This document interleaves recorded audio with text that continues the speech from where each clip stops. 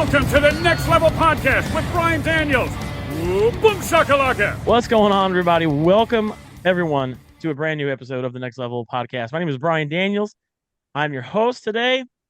And guys, it is our 100th episode of our show. And we're going really, really big on this one because pretty much everybody's here that's done this show. This podcast is, of course, part of the domain Gaming, Pop Culture, and Entertainment. It's basically our podcast for that. And joining me, I'll start with my lovely wife, Raven. She's sitting next to me. Good morning. She's here, and let's see, we got who do I start next? We'll start with Bryce Schumacher is here. Big BS. What's happening? He's Number here. 100. He's here. That's right. Bryce, you've been here for quite a while now, man. It doesn't feel like it's been that long. Yeah, I think you've been here over a year now. I was on the 50th. I know that. So you were maybe one or two before that. So you've done like half the episodes at least now. Yeah. That's crazy. We got my tag team partner over here, my podcast tag team partner, Josh Thunder Shaver. What's going on, Josh? Oh yeah. I'm excited about this. This is 100 episodes. We put a lot of work into this. This is a celebration. It's so exciting. Sure did. And then we got all the way across the pond, we got Dan and Andrew Denman. What's going on, y'all? How y'all doing? How y'all doing this morning? Okay. We're doing good. That's good. That's good. Glad to have you guys here. I'm glad you guys are here. Finally worked out. Sure. Yep. For sure. And then, I know. I'm. My wife's like, you got to talk to Victor too. No shit, I'm getting there. No way. I'm getting there. You said it. It sounded like you were done. I was like, don't forget Victor. Who's Victor? We got my podcast partner in crime, Victor Salazar is here. Welcome back, man. How you doing, dude? Hey, good morning, everybody, man. It's great to be here. You know, it's early morning, getting the coffee. We're hitting that big 100, the century mark. That's just amazing, dude. It's so awesome. So when we first did this show, the very first episode, we did this in April of 2022. So we're coming up on 3 years, which is pretty great. And the first episode we did it with everybody, and the lineup has changed slightly. We had a few additions. In Daniel and Bryce, and joining us. And so what we're going to talk about today is I'm not going to do a sponsored ad. This is our 100th episode. We're just going to it's all about us, right? So the main topic of conversation today, we're going to be talking about concerts, musical concerts. I'm excited. And your favorite ones, ones your first one, maybe your first one. Ones that you still want to go to that you haven't been to yet, and then ones that you'll probably never get to go to because either the person passed away or the lineup changed and maybe they won't come back, or things like that. So but before we get into that, how the hell is everybody doing this morning? How are you feeling? Freaking tired. I feel that. Yeah. So for those who don't know, we're recording this on a Sunday.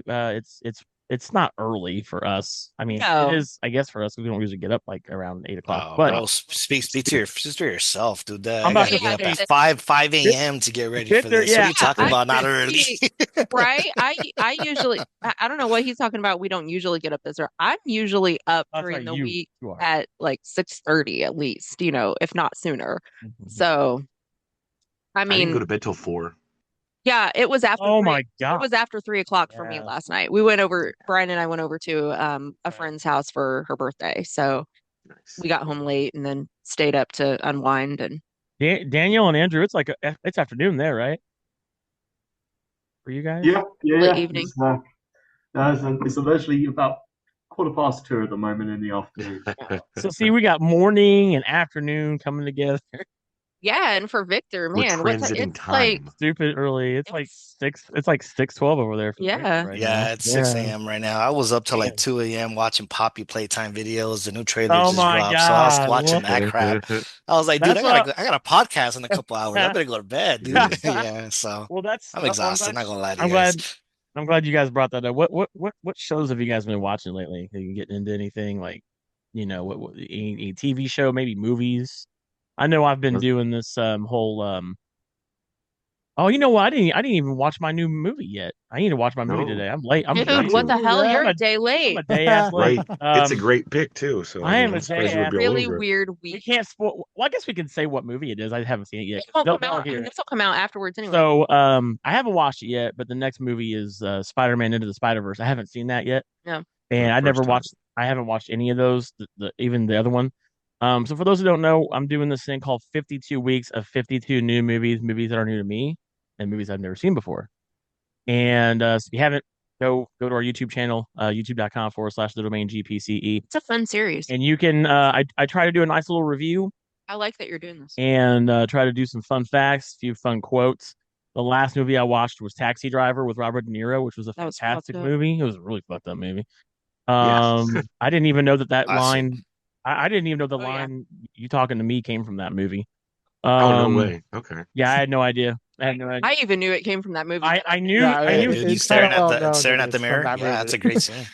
I knew that he said that. I just didn't know what movie that was in, but that was fun. That's what's fun about this is like, watch all these movies for the first time. I used to be I'm a former Blockbuster video manager for about 10 years, so there's a lot of movies that people could be like, you really never seen that movie before. And so like I've never seen I never saw I haven't seen Goodfellas, I've never seen The Godfather, I've never seen Scarface. I can't wait till we get to one of my 20 picks. Oh, dude, you gotta jump on all those, man. Brother, they're gonna happen. There's a lot I haven't seen, but I'm trying to mix it up, different genres, different like I'm gonna watch a Marilyn Monroe movie. I've never seen one of her movies before.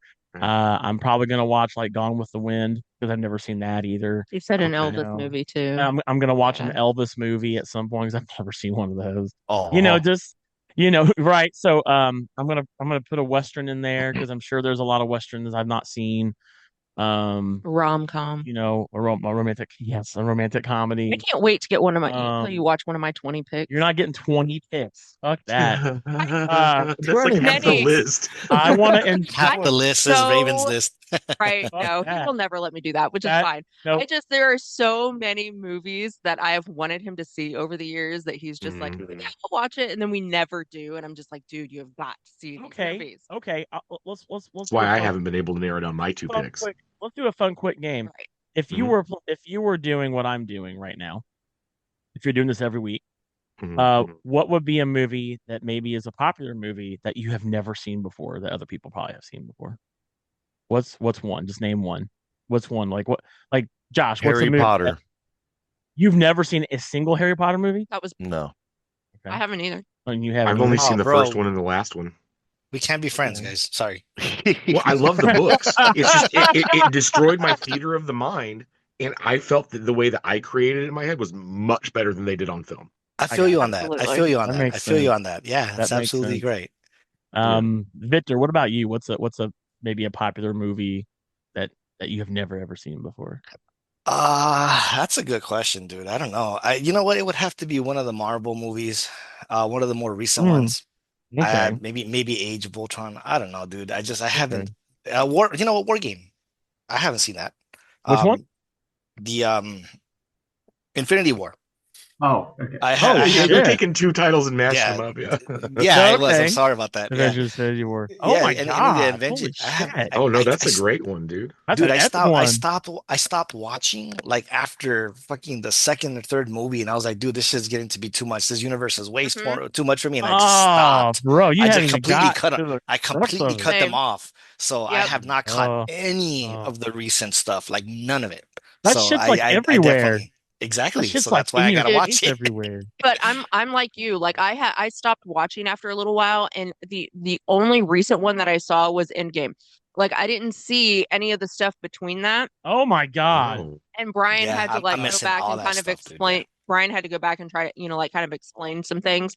But there was enough in Endgame that I feel like I didn't miss out too much by watching that and not watching anything else. So you don't have to watch everything. Yeah, and then you can just kind of stop after Endgame, really. Exactly. Yeah, you can stop after Endgame. That's exactly what I did. It takes a big nosedive, generally speaking. I would say, I agree. What about you? That was such a huge one to for me to not see. Andrew, what about you? Is there like a popular movie that you have never seen that maybe most people have? What would you say? I think the one that kind of springs to mind, I would say, is I've seen episode 5 and episode 7 of Star Wars. Star Wars. What? I mean, to be fair, The Empire Strikes Back is kind of like the greatest one. All the way back in my chair. What the hell? Who fell over? Who fell over? Oh, Ryan. my God. 5 and 7? Those are so random. Like, why those two? Empire Strikes Back rules, though. Well, 7 I saw. Empire is a good fucking movie. Yeah. 5, I think I rented it on video when I was younger. 7, I think I saw it because I think this when I was in California for Christmas, Stan, and you were working at cinema.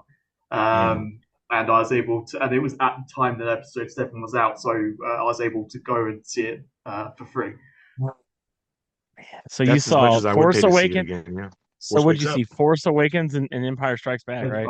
So if he's going to see any of the newer ones, Force Awakens is probably the better of the three to see. But because I'm funny enough, I started the Lego game recently. Yeah. Okay.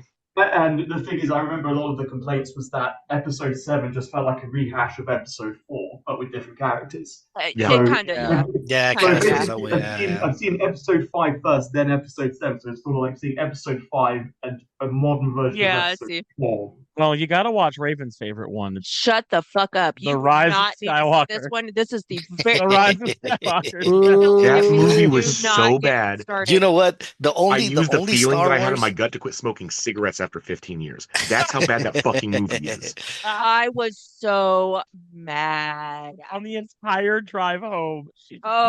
No, the only Star Wars movie that's recent years that's worth its salt is Rogue One. That movie was awesome. I loved that movie. Yeah. I actually watched that. I remember when that came out. That came out, 2016, 2017? Because I remember I was actually living alone. I was going through my divorce, and I was watching a movie every night at that point because I didn't. And that was the first movie that I watched that I didn't have like on DVD because I was just going through DVDs. Yeah. Nice. And that was so good. Yeah, that was so good. Was really great. That was, I think, one of the first Star Wars movies I ever watched by myself. I still think. I mean, I'm glad you saw 5. That's the best one. Empire Strikes Back is. Yeah. I would say. Yeah, and then after that, universally known as most of them you can miss again if you ask Star Wars fans. You've just lost so much of the plot in the first one, though. They like episodes 4, 5, 6, and then the rest of it. Yeah. I like the prequels, though. I know a lot of people hate the prequels. I love the prequels. I think I've liked them as they've gotten older. Yeah. But yeah. Let's delve into Daniel, what was a movie that you've not seen that is pretty popular? I think mine might be more of a kind of like an artistic like cinema lovers choice, but I'd love to see All About Eve. It's one of the movies that has earned the most Oscars in the year it was nominated. It's wow, a classic film. Mm-hmm. Okay. What about you, Ray? Yeah, it's from the 50s, I think, right? Yeah. Something like that, yeah. Yeah, Bryce is the one who said Harry Potter. That's right, yeah. He's the same. Because I was still thinking, because like I've seen the first Fast and the Furious movie, and that was enough of a disappointment. Any of the Transformers movies, I watched the first one and made a death wish on Michael Bay. Oh my God. There's a lot of big popular popcorn movies that I don't waste my time with, and I know that the way that I say that makes me sound like I'm kind of being like, I'm better than that. But it's like that's just not my jam. That's not my genre, you know. Yep. Sure. Yeah, I just saw it like 2 months ago. The first Gladiator movie. So if we did this 2 months ago, that's right. I remember you saying that. Yeah. Are you gonna see Gladiator 2? I did. Yeah, I went and saw. Did you like it? Next day. Was it good? Was it good? I liked it. Yeah, worth it? The first one's definitely better, but yeah, it's good. Yeah. Okay. No, it's good. So for me, like it would probably be one of the classics. I don't know. If you're just tuning in, I'm not a huge movie watcher. She's not. I watched a lot of like growing up in the 80s. I didn't even watch a lot of the big 80s movies. I watched a lot of stuff from like the 50s and 60s because that was the era my mom and dad grew up in. And so I don't know. If you throw a movie at me, I probably haven't seen it. there's just so many to choose from. I will say, and I have absolutely no idea why this was the one that popped into my head because I never really had any inkling to see it. But now that it popped in my head, I might have to because I have no idea why that would have just popped in my head. But Scarface. Yeah, I've not seen it. I know all the I haven't seen that either. I know all the like classic, and that is not a movie I would generally pick to see, so I'm not sure why that popped into my head. I'm probably gonna watch it this year, so we'll do that.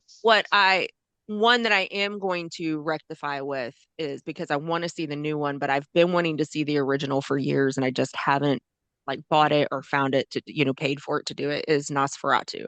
The original 1920 whatever version, 22, 21, whenever it came out. That's super. I want to see that. We saw the new one. Yeah, see, that's what I want to do. It's kind of like akin to reading the book before seeing the movie.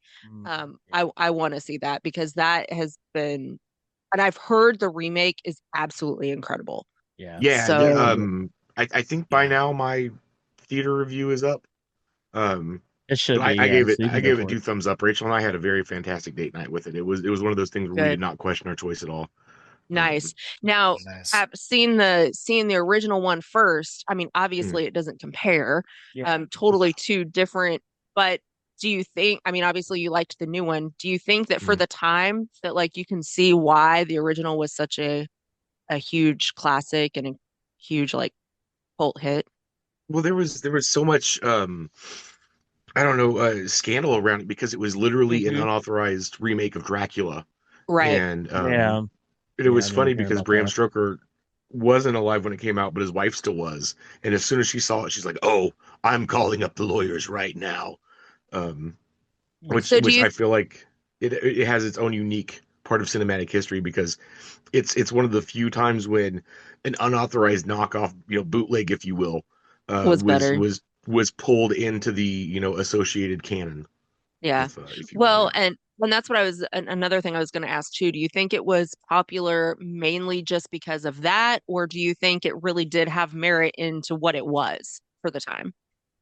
I mean, I feel like it's different enough. I mean, Count Orlok and Count Dracula are obviously two different dudes. Right. I feel like, it was one of those things that it hits specifically different notes. Gotcha. There's a whole theme of the bubonic plague when it comes to the Nosferatu story. Gotcha. Okay. So I was just curious. So let's get into let's change it up. Let's change it up a little bit.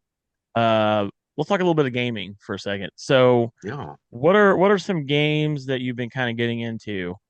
I've got a mobile game that you can talk about mobile. That's fine. Do it. That's I know a lot of people don't consider that gaming, but I have tons of mobile games. So one of the reasons that I play mobile games more than anything else, and if I had a decent laptop, I would definitely play on Steam and stuff like that. But I play mobile games a lot because I get motion sickness. And mobile games are one of the only things that I can play that I don't get motion sickness on. So that's why I play a lot of mobile games, FYI. Right now though, it's just a dumb little game called Match Masters. And I have solely been playing that. I've cut out all my I'll go through phases. I'll go through phases where sometimes I'll rotate where I'll play like 5 or 6 different ones at a time. But this one I've solely been playing Match Masters.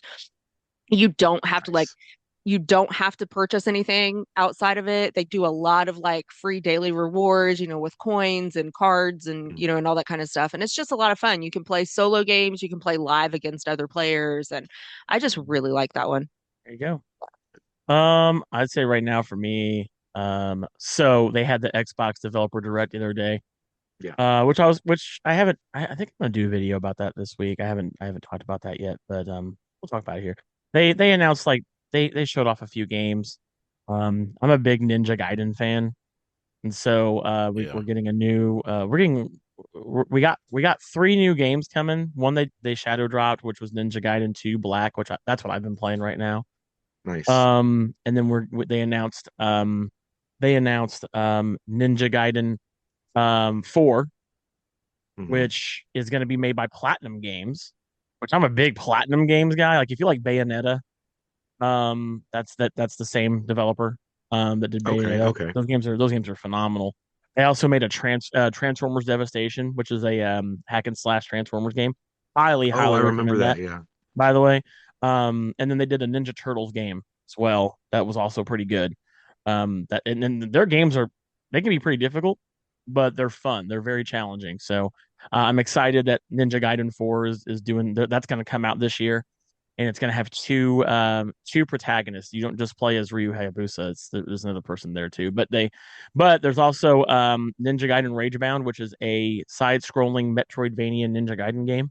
I'm super stoked for that. Yeah, I love that sounds the like NES fun. ones. That looks sounds like like the fun. NES Yeah. games like remade. Yeah, so that's going to be a fucking fun one too, and they're all dropping on Game Pass. So if you got Game Pass, you'll get all those without any extra cost.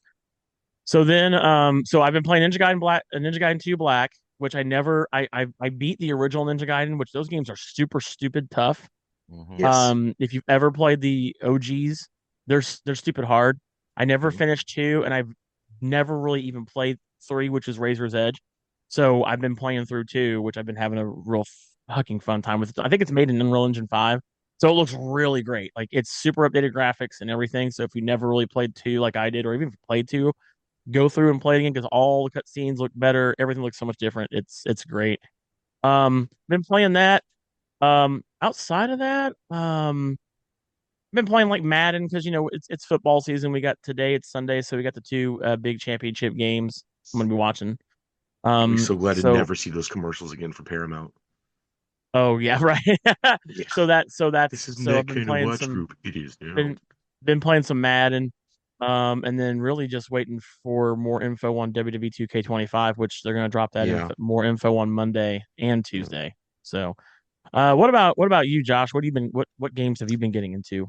Well, so Christmas time, my youngest got a $100 PlayStation gift card from his Oh, grandma. nice. And well, yeah, except for the fact that I gave the PlayStation he has is my old PS4, and that hard drive is chock full of games that he's still trying to slog through. So he was kind of like, nice. I'm not going to be unappreciative, but I don't know if there's $100 worth of PlayStation games that I want. I said, that's okay, buddy. So I casually slid him a $100 bill and said, we can go to, on a shopping trip one day and I'll buy this from you. So I also helped him kind of pick out the games that I got.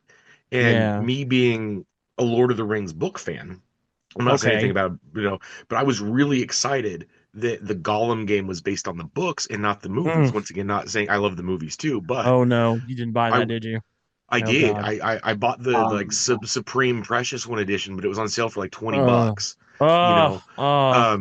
I got through the first part and I was like, why is everybody hating on this game? This is fucking dope. The story is Gandalf interrogating Gollum and everything, and then I found out.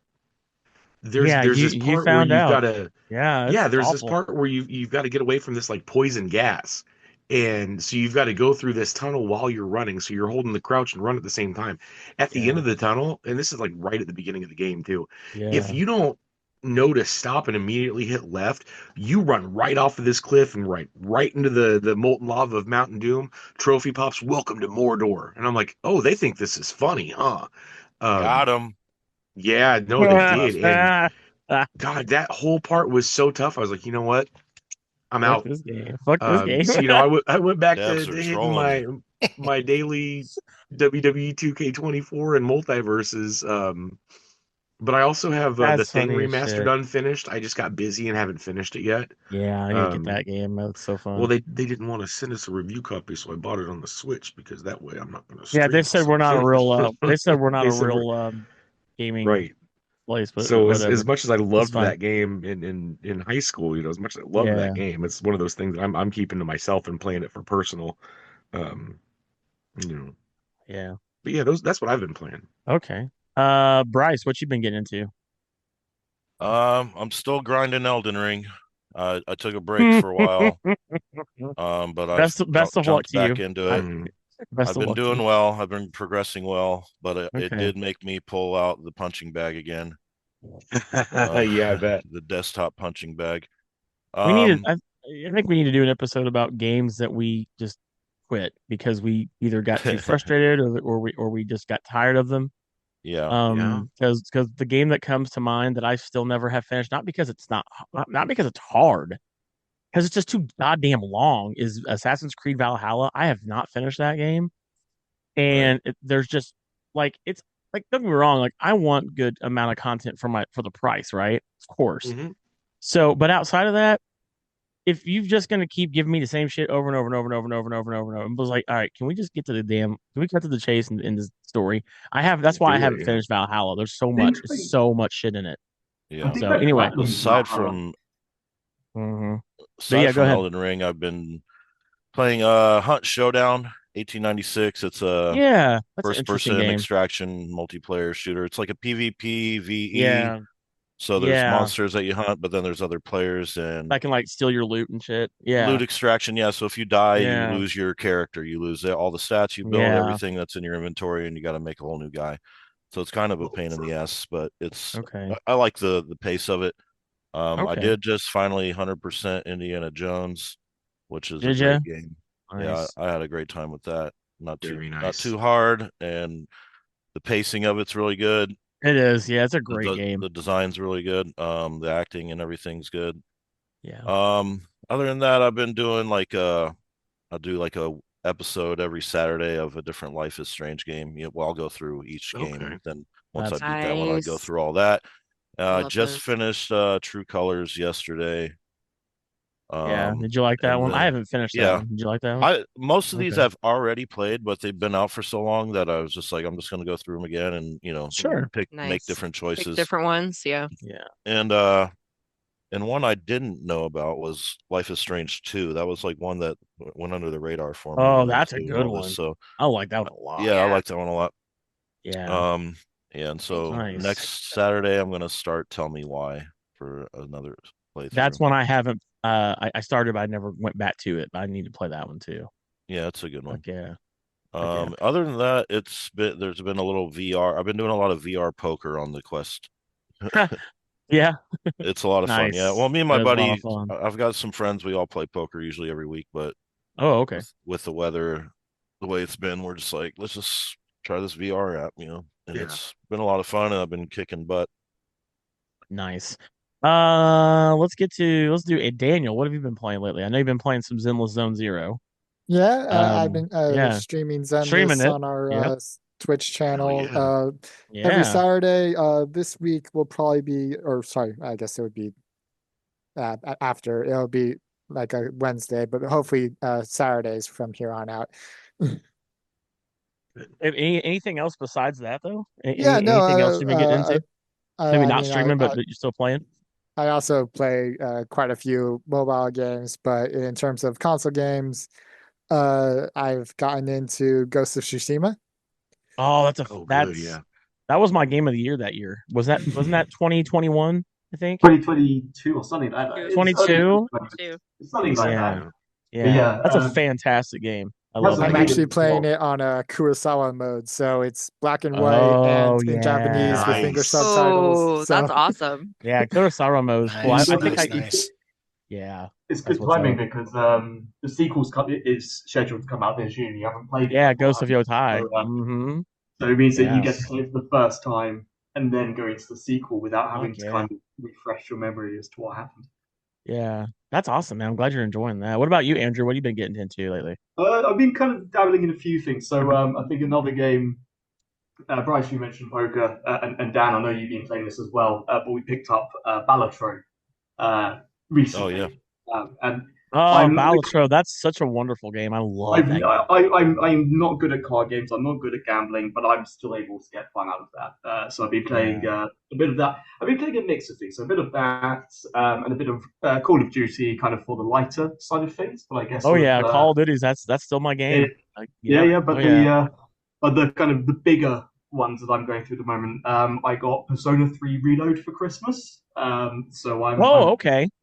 I'm working through that. Also, I don't know. I think it does have an audience in America, but there's also a game that I guess is kind of more European in nature called Kingdom Come Deliverance. That's a game that I haven't. Every time I start it, for some reason I don't keep playing it. I think it was because it had some. This is sort of like my third time trying, but I've sort of got further than I have before, and because it's like it's a game where you just start off as this. Basically as this peasant that doesn't know anything. So, and then you're kind of put into the situation where it's like, okay, well now you have to be, become fighting and kickboxing and that sort of stuff, and you sort of it's like a Skyrim, but for like the but like a bit more realistic, as if you start with just uh-huh. have to kind of I think what turned off a lot of people was the swordplay mechanics. Yeah, no, Because again, the swordplay is very distinct. Unique. It's very unique. Yeah. It's very unique. I've got a friend that's really into it, and he talks good about it too. Yeah. And then the second game's coming out soon too. Yeah, exactly. There's a sequel coming out. I think it's on the 4th of February. Yep, it'll be coming out soon. Okay. Yeah. So basically, I'm just giving it another go just to see whether it clicks for me, and if it does, then I might look. Yeah, I need to. I bought the special edition that gives you like everything, and it was like $4 here or something like that. Super stupid cheap. But yeah, I meant to add another game I've really been getting into. So every time I try to play an Atlas game, and mostly like Persona or Shin Megami Tensei, I just it doesn't click for me. Like I really wanted to get into Persona 5, and I got through it a while, and I was like, I'm not digging the Pokemon aspect of it, because you have to capture like ghosts and stuff or demons. It's one of those things where I feel like I can only I need to play it in bursts. I don't think I can sit down and play it for like extended periods necessarily. So finally Atlas released a game that I'm super into. I've been playing Metaphor Refantasio. That's a game of the year last year. Yeah. That game is super awesome. It's you don't have to capture ghosts. It's archetypes. So you'll have like, a commander archetype or a mage archetype or a knight archetype. And you have to you unlock the archetypes by developing bonds with different characters in the game. And so that's what's been a lot of fun. And the story, oh my God, the story is amazing. It's about basically trying to become the king.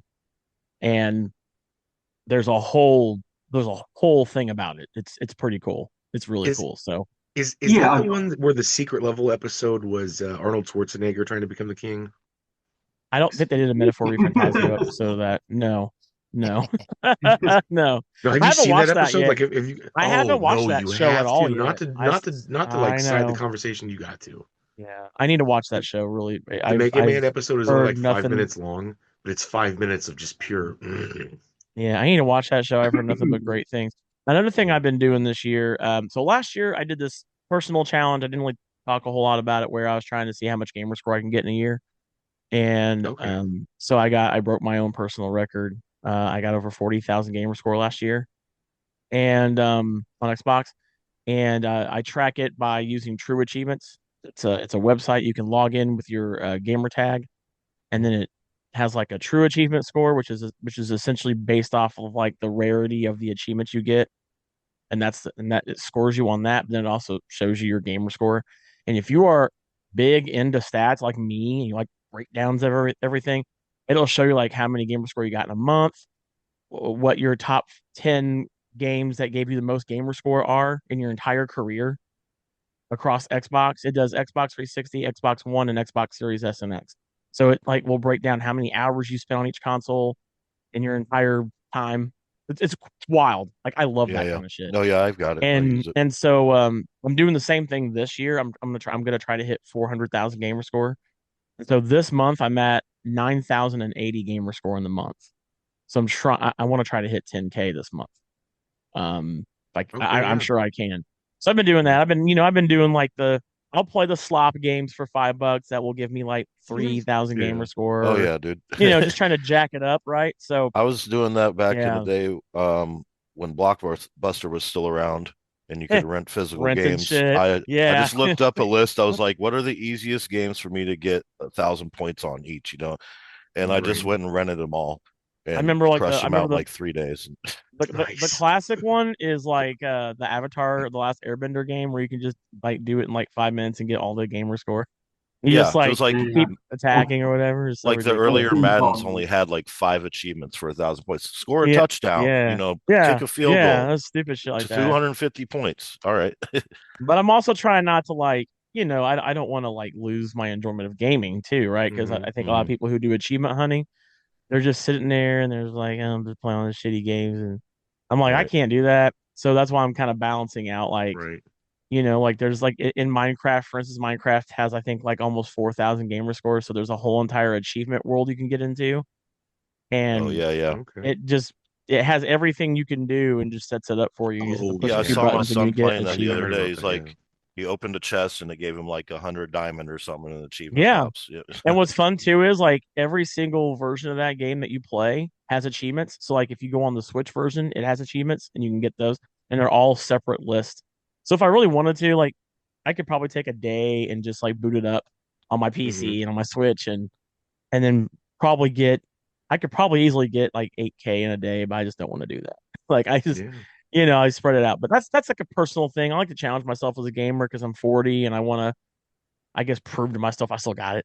So like that's kind of what I've been doing. That's why I want to beat Elden Ring so bad. I'm like, it's not too hard for me. I'm that good of a gamer, For me, dude. For me, so here's the thing about gaming to me is I'm at a point now in my life, and I know you're same age as me. So I know I want to challenge myself, but at the same time, I still want to. I really, at the end of the day, I just want to enjoy gaming, and it's much like everything. It's much like everything else. I'm not gonna like every TV show. I'm not gonna like every movie. I'm sure when I doing this whole 52 weeks thing, I'm gonna watch movies I'm probably really not gonna like that maybe you might really enjoy. There's gonna be, and I'm gonna put some in there that maybe I'll like that are commonly accepted as not good. But at the end of the day, for me, it's like I want to try to curate what that now. So for me, it's like I have all these people say, "Oh, you need to watch Supernatural." No, I'm good, man. That's one I'm gonna in my lifetime. I'm not gonna see Supernatural. I'm just gonna like skip that because there's other things I probably want to watch. Both just agreed that I can tell you what happened, and sure, you can by just proxy you enjoyed it. Yeah, you can give me a brief summary, and I won't be mad that I don't watch that show. Sam and Dean, but outside of that, monsters. but outside of that, right, that's it. So, but outside of that, when it comes to certain things, I'm gonna be like, I will spend time with that. So in gaming, I'm not ashamed to say, yeah, I put all my games on easy. I don't I try not to play games that are commonly accepted as very difficult. Yeah, I'll probably check out all the new From Software games just because, just to see what what's up with it, or maybe it's a more attuned to me. It's not that I don't want to challenge, but I just don't got time for that shit. I kind of want to just chill, enjoy a game. I don't want games for me to be where I'm throwing my controller and it's getting to be a problem. So yeah, I don't want that for me. And she don't want that either. I certainly don't want that either. And I don't want to spend money on controllers anymore than I need to. Right. So, Rachel got me the last controller I'll ever want. So I mean, it's just you just keep the broken one and keep throwing the broken one. Don't throw the one that you're playing with. That's what my buddy used to do. He had a huge problem. That is kind of a good idea. That is a good idea. Out in his garage, he had just a pile of broken controllers because he would just go out to his garage and throw it against the cement. It's fantastic.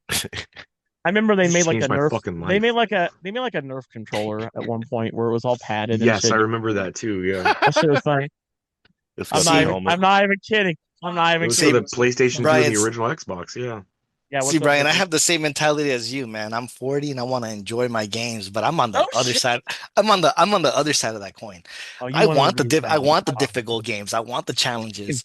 Yeah. So that's why I've been on Celeste, man. I went through Celeste. I went through the whole thing. I did the B-sides, the C-sides, and now I'm trying to pass the whole damn thing without dying, so that I can go ahead and get those stupid achievements.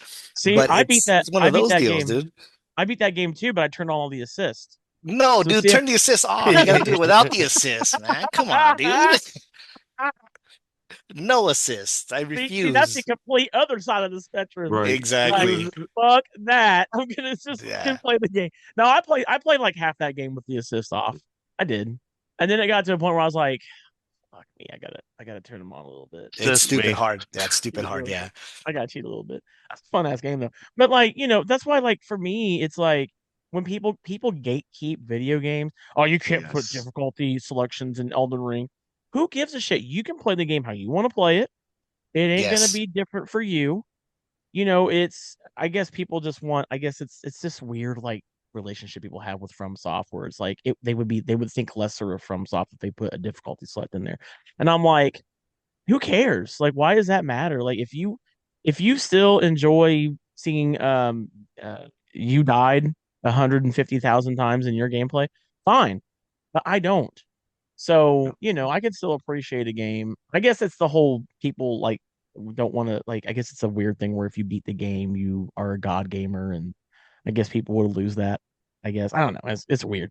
People have a weird relationship with FromSoft. It's kind of weird. So Yeah, it Right. is. And you know what? That's why I appreciate the message that Celeste gives when you turn on the assist. It straight up says, the game is meant to be played without the assist, fair challenge, yeah, of course.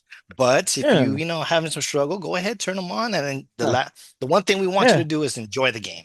And that's what Absolutely. matters, right? Yes. Enjoy the game. And you want to be able to finish the game when you buy a game. You know what I mean? No shit. You don't want to get stuck where you're like, okay, this is just too hard. I'm never going to beat this part. Yeah. And just never finish playing it. And then guess what happens when the second one comes out? You don't buy it. Yep. Nope. That's exactly right. You don't. All right, y'all. Let's get into our main topic of discussion for this episode. We're talking about music and more specifically concerts. And concerts you've either been to that you had a lot of fun at, or maybe your most favorite ones. Concerts that maybe you didn't enjoy so much, or maybe the person was not as good as you thought they would be when you went to go see them. We'll also do, concerts that you want to go see, people you haven't seen yet, and then concerts you don't think you're ever going to get to see, either because the person passed away or the lineup changed. Mm-hmm. So, I don't know. I think for me, I'll start real quick. I'll be brief. Yeah. I'll be brief. Raven's looking at me like, "How dare you?" This is my thing. One of the most I'm all about fun concerts I went to was one that you and I went to, Raven. Well, of course. Of course. Is when I saw Macklemore. Yeah. Macklemore and Kesha did their tour, and it's in my top 5. And it was so fucking good. Like it was amazing. I had my I was really big into Macklemore phase. Yeah. Yes, you did. I listened to The Heist on repeat daily. On repeat all the time, front to back. And it was a good album. Say what you will about Macklemore, that Corner Store song reminds me of being like a young 21, 22-year-old hanging out downtown. No, Corner Store, 2 a.m. Literally, I was that miscreant kid who should have been asleep and in bed, but it was like middle of the night, hanging out with my buddies, doing borderline illegal stuff, and like as a grandfather, not to talk about how my God, I keep forgetting you're a grandfather. This is not cool. It's like that makes me feel young again. that one song. So yeah, Macklemore and Kesha was so fucking good, and honestly, I love Kesha too. Don't get me wrong, but I was mostly there for Macklemore. But to get to go see her as well, especially after all the shit she had went through with her producer and all. This was right after that. That was right after that. So she was just over it, and you could tell it was a whole different vibe with her. Yeah, she was happier. She was really into singing. And I can't even remember the name of the song her and Macklemore did together around that time too. I don't remember the name of it off the top of my head, but man, that was such a good, and that was my first rap concert. I had never been to. Well, I mean, are you trying to say he's not rap? No, he's rap. He is. I know he's not like Tupac or anything. God, he's not Eminem. I know he ain't anything. I know he ain't Eminem, but no, that'd be fucking dope. But we'll get to that. But that was really great. I gotta put this one up there, and I know this is where Raven probably will want to take over, and that's fine. So no, go ahead. I'm not ashamed to admit that I was a boy band fan back in the day. I'm listening. And, this is what I was expecting. Yes, you're welcome. Shocker to no one. I was a boy band fan. I still am. I don't give a fuck. I'm 40 years old. I love boy bands. And I was one of those kids that got, I got picked on. I got called. They called me names. You can probably assume what those are. And I got bullied for liking NSYNC and the Backstreet Boys and O-Town and all that back in the day. I loved Boys to Men. That was the weird one. Boys to Men was the socially acceptable one across young men. I understand that. Yeah, because that is so funny, but that's true. You know, yeah, that's so weird. That one and New Kids on the Block, boys. They weren't as corny. They were right. more So here's New Kids on the Block serious. was not. They were men. They weren't boys anymore. New Kids on the Block were not socially acceptable to men. To men, they were not. So, but that was the weird part was Boyz II Men and All for One like were all socially acceptable. I'm like, is it because they're R&B? I swear. Yeah. Oh, right. Probably. That's right. So, probably the R&B one. So, man, I was an NSYNC fan, and it was kind of like I was ashamed to hide it because I got bullied for that. I had a good friend though, my old buddy Tony, and he was the one that was like, "Nah, man, like we would sing like NSYNC on the bus and shit when it would come on the radio and stuff." But I think one of my favorite ones was I never got to go see any boy bands in concert ever. I never got to see like any of them. And I'm not the biggest NKOTB guy. I'm not a big New Kids on the Block fan. Because that was before me, right? That was like 80s, and I didn't really listen to a lot of 80s music until I got older. It was late 80s, early 90s. Yeah, and so boy band era for me is the 2000s. So you Backstreet Boys, NSYNC, O-Town, all that. This is how I know you're a millennial. And that's how you know I'm a millennial. So anyway, he likes to claim sometimes he's Gen X. He's not Gen X. Anyway, they changed it. No, they didn't. No, but so Raven is a huge NKOTB fan, Dukes on the Block. And she talked about how she always went to like everything, cruises, would drive to other cities to go see them and stuff. And so it was at that moment that I knew I'm going to go see them one day. You're going to go see them. When you get with somebody and they tell you all that, you're like, I know this is going to happen one day. And it did. And I happened a few times. And I told her, I was like, I'm going to take you to one. So it wasn't the first one we went to that I really enjoyed. I know. It was the second one we went to. Yeah. And I had a fucking fun time. Yeah. That was good. We were on the floor. They had a main stage and a B stage. Which they always do. Which was great. It's amazing. Okay. So we actually they were pretty good price too. Yeah. To sit like right next to the B stage. I love when I go to a New Kids show, I would much rather sit by a B stage than I would the main stage. Right. And so, they would run across us and stuff. They were right in front of us. I was like, dude, this is like Donnie fucking Wahlberg because I know him from movies. Yeah, they go out in the crowd. And a lot of times they'll have like individual stages or stands, platforms or whatever that they'll get on. And so so that was dope. And then not only was it New Kids, Rick Astley. I love, I mean, you know the song, right? Did he give you up? Right. And hearing that like in person was the weirdest, coolest thing ever. I bet it was, yeah. Because you get I've been Rickrolled dozens of times. I'm sure you guys have. They Rickrolled us live. They Rickrolled us live. It was fucking cool shit. And that dude like looks timeless. Like he still looks great. There was In Vogue. In Vogue was there. That was cool. We're gonna get it. Who was the guy who was doing the DJing? That's stuck in my head now. Thanks. The whole show started. What was he from? I think he was a guy from Naughty by Nature. Somebody from Naughty by Nature was there doing stuff before the show started too. I don't remember. But and then cool as hell though. Joe McIntyre's son came out there for a while. Salt and Pepper wasn't at that one though, were they? That was the first one I went to, right? To see Salt and Pepper. Yeah, that was the first one. Salt and Pepper, Debbie Gibson, and Tiffany. Yeah. But that one was so fun, dude. Yeah. I had a lot of fun. I was probably the only dude there on the floor. No, you weren't. When they were touring with Backstreet Boys, I was working in radio, right? I worked for I hate saying the word classic rock to define that era of rock and roll, but I worked for a classic rock station, and we had to advertise the NKOTBSB, and even on my channel, because really in the area we were there was my station and then the country station across the hall, and then we had AM station in the corner of the building, but none of it was that specific music. All that was piped in from other larger networks. I played the first commercial during my live morning show, and the phone line started going off. Yeah. Oh, and I was like, whoa. And so I had music playing.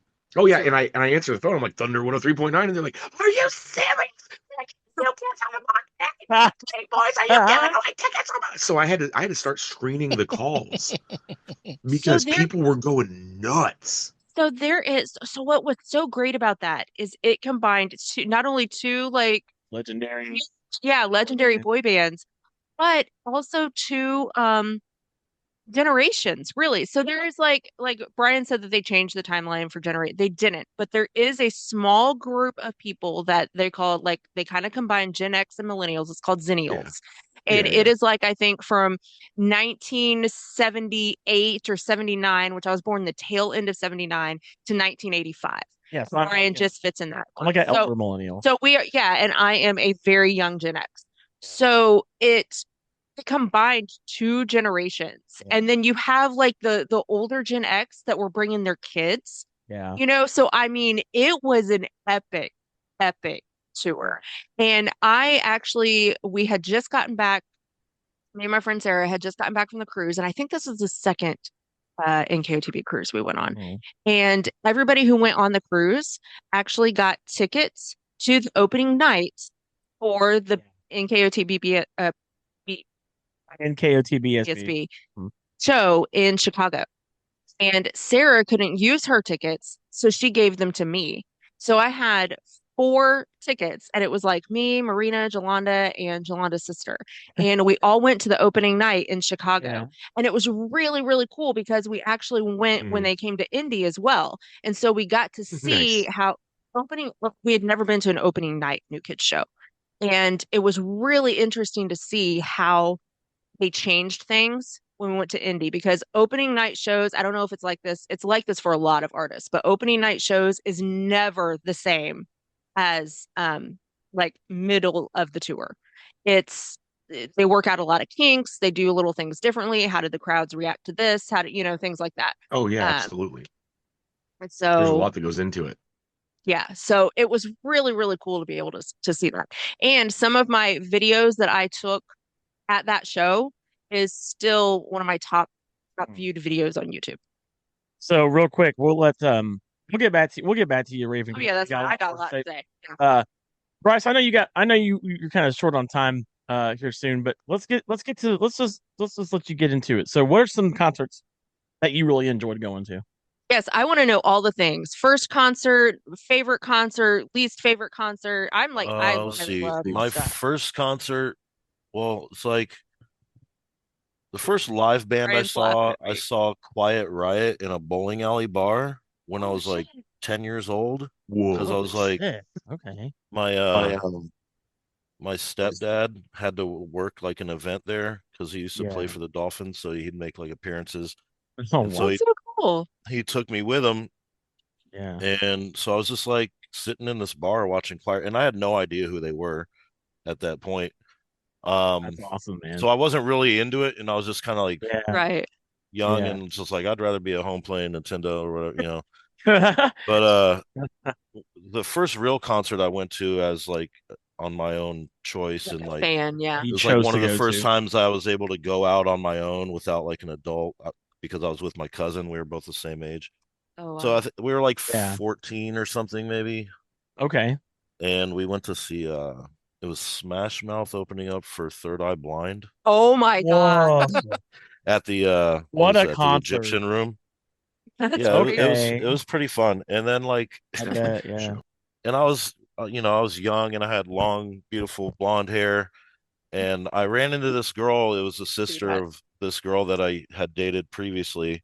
Yeah. And we got to hanging out, and then like at some point we start making out, and I put my hand up her shirt and I'm like, playing with her, and I hear this guy behind me. Whoa. I hear this guy and he's like, check out these 2 chicks making out. No. And that's like, one of the memories that stand out from that show. It's like, this guy thought we were 2 chicks. I was like, no, it's just two 12-year-olds or whatever, we were like 13, 14. That's funny, dude. Yeah. That's funny, dude. Some of my favorite shows I've been to, I did get to see Muse once. Great memory though. Yeah. Really? Yeah, I got to see Muse back when they first started touring over here on the Absolution album, I think it was, or whatever. That's amazing. Yeah. And okay. Yeah, that show was awesome, man. Like just the stage show, the light show, and the music and their energy, and the crowd was, super into it. And I'm upset they never came back. at least not to Indy. Yeah. But I would definitely recommend catching a Muse show if they ever. I would love to. I would love to see them. Yeah. What about Metallica? Oh yeah, go ahead. Metallica's probably one. Did get to see Metallica out there too. I want to see them so fucking bad. That was back when there was like the "Give Me Fuel, Give Me Fire" kind of era of it. Yeah. So that was a lot of fun. I think I was about 14 then. Also, maybe it was just, okay. 15. I was pretty young. Heck yeah. That's what's up. I went with my aunt and my cousin. Again, the same cousin. Yeah, that's my aunt's a little older, and she I mean, she's older. She's kind of cool too. So she was like, she was there, it was her and her friend, and then me and my cousin, and she was like, just don't smoke any weed while we're there, because I'm responsible for you guys. Blah, blah, blah. And we're like, okay, kids. sure, okay, yeah. And so we're like in the seats at in the pavilion area out at Deer Creek or whatever. Sure. And this older guy, he's there with like a couple girls, and he's like lighting up a joint right next to us. I see him, and I like kind of like give him a look, and it's like, and then he like kind of hands it our way, and then I like look at my aunt, and just look at her, and she's like, just rolls her eyes and looks their way. And so like me and my cousin got to, we were hit this guy's joint or whatever. But then like we were like so young and like, new to it. Like when the Fuel song started, like everything blew up on stage. It was just like a loud bang, and all the fire came out. Oh, yeah. He's like, "Give me fuel, bow!" And we were like, it like shook us. Like we were like, because we were kind of just like talking, it's like in between songs, and then it's just like, boom, the stage is on fire. I was like, God dang. Oh shit, that's what's up, bro. So Metallica is a really good show too, man. And then on the way home, we were riding with my aunt, and she got pulled over for speeding. And me and my cousin were so like freaking out, and she's like, just don't freak out, because we were all high and young, and we're like, we're going to jail, dude. Like, yeah, funny shit. That's funny. What are a few that you haven't seen yet that you want to go see a concert?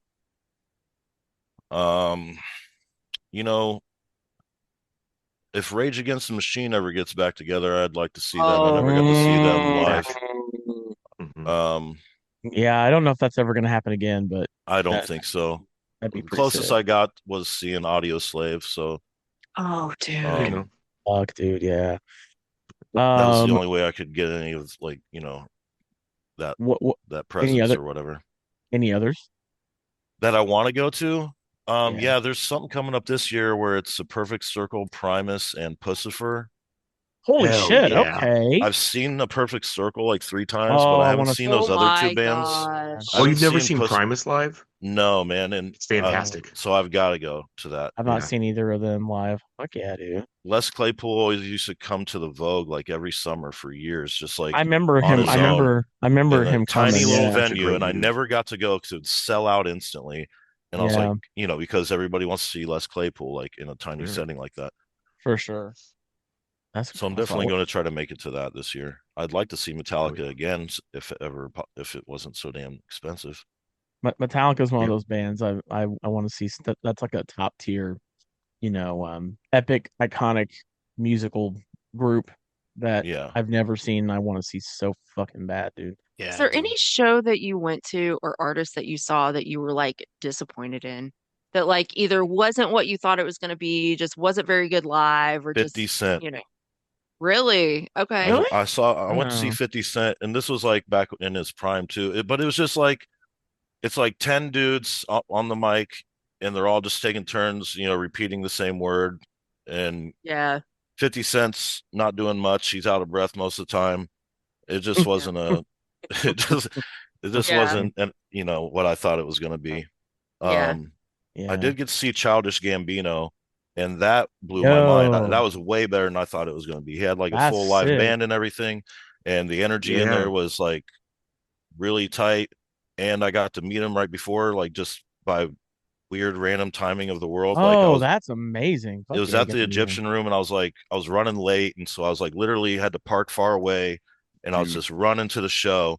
And I'm coming up from behind, and he's getting off his bus, getting ready to go in, like right as I'm running by. And I'm like, I had to double look, dude, and came over to him, and I'm like, just like, hey, what's up, bro? Like, I love your shit, and shook his hand. He's like, right on, man. I'll, see you inside. And as soon as I get through security and tickets That was and me, by walk the into way. the room, the lights are going down, and then, and he's coming on stage too. I was like, sweet, like, I thought I was I running was late, door but I ended up security at that getting show. best time. Are you Perfect time. That's serious? funny. Yeah, Oh, no, nice. that's Doing funny. Like security at our that paths show? crossed before we even knew it. Yeah. That's Right, pretty nice. sick, man. That's pretty sick. Was there anybody else that you were kind of disappointed by that you went and saw? Man, If not, that's great. The fact there that was you can't think of any, that's I've awesome. just seen a lot of bands. Yeah. I know I've seen a lot too. As I say, I can't think off the top of my head any I saw that really I just was like, this kind of sucked. I can. I would say for yeah. I don't I think that because for me it's like I don't know, man. Like there's not many that were really awful that I saw in person. I can't really think off the top of my Yeah, head. Like I try to usually one go in to particular. bands I like. Yeah. For the most part. Sometimes there's bands that I don't know there. Yeah. I remember when I saw the Family Values tour, Orgy was Oh on yeah. the set list, the Blue Sunday Orgy band. Yeah. And everybody was booing them by the end of it. So I guess is there anybody that's probably that the worst experience I've seen for a band. Is there any that you'll never get to see because like somebody passed away that you wanted to go see? He said that if he would like to see Rage Against the Machine if they ever got back together, but passed away. Yeah. Well, I know. Like you'll never get to see them again. Yeah, I would have liked You'll to see never get Lane to see Staley from Alice in Yes, Chains, Alice in like with the Chains. original Yeah, lineup. me too. Me too. No doubt. Yeah, there's I'd like to see Pantera again with Dimebag Darrell. I was a big Dimebag fan back in the day. Yeah. Nice. Yeah, definitely. No doubt, dude. No doubt. Let's give it to Raver. I know you're excited. We'll get everybody's got to go. It's okay. It's Josh, let's talk to you, man. What are some like of your favorite concerts? What are some of your favorite concerts? So keep in mind, I worked in the concert industry for quite a bit of time. I was gonna say you've heard a lot. Yeah. By far, miles above the best concert I've ever seen, Weird Al Yankovic. That is a fucking show. Nice. Brian saw part of that. He's coming to town in like May or March, I just saw or something. Yeah.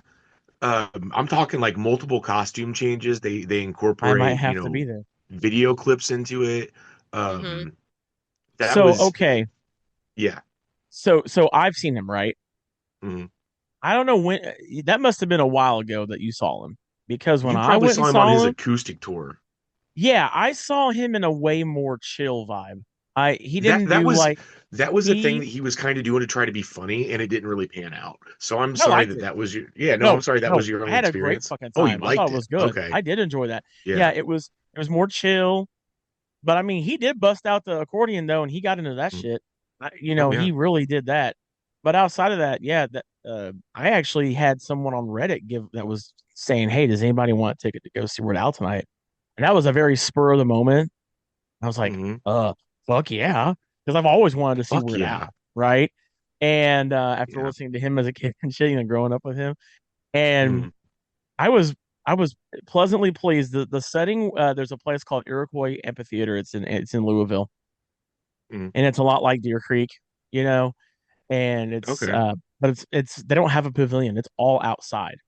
So it was pretty damn cool, like be out there. And I think it was like during the summer and just chilling, and the weather was gorgeous, and you just listened to all his funny shit. And there were so many songs of his I never had heard.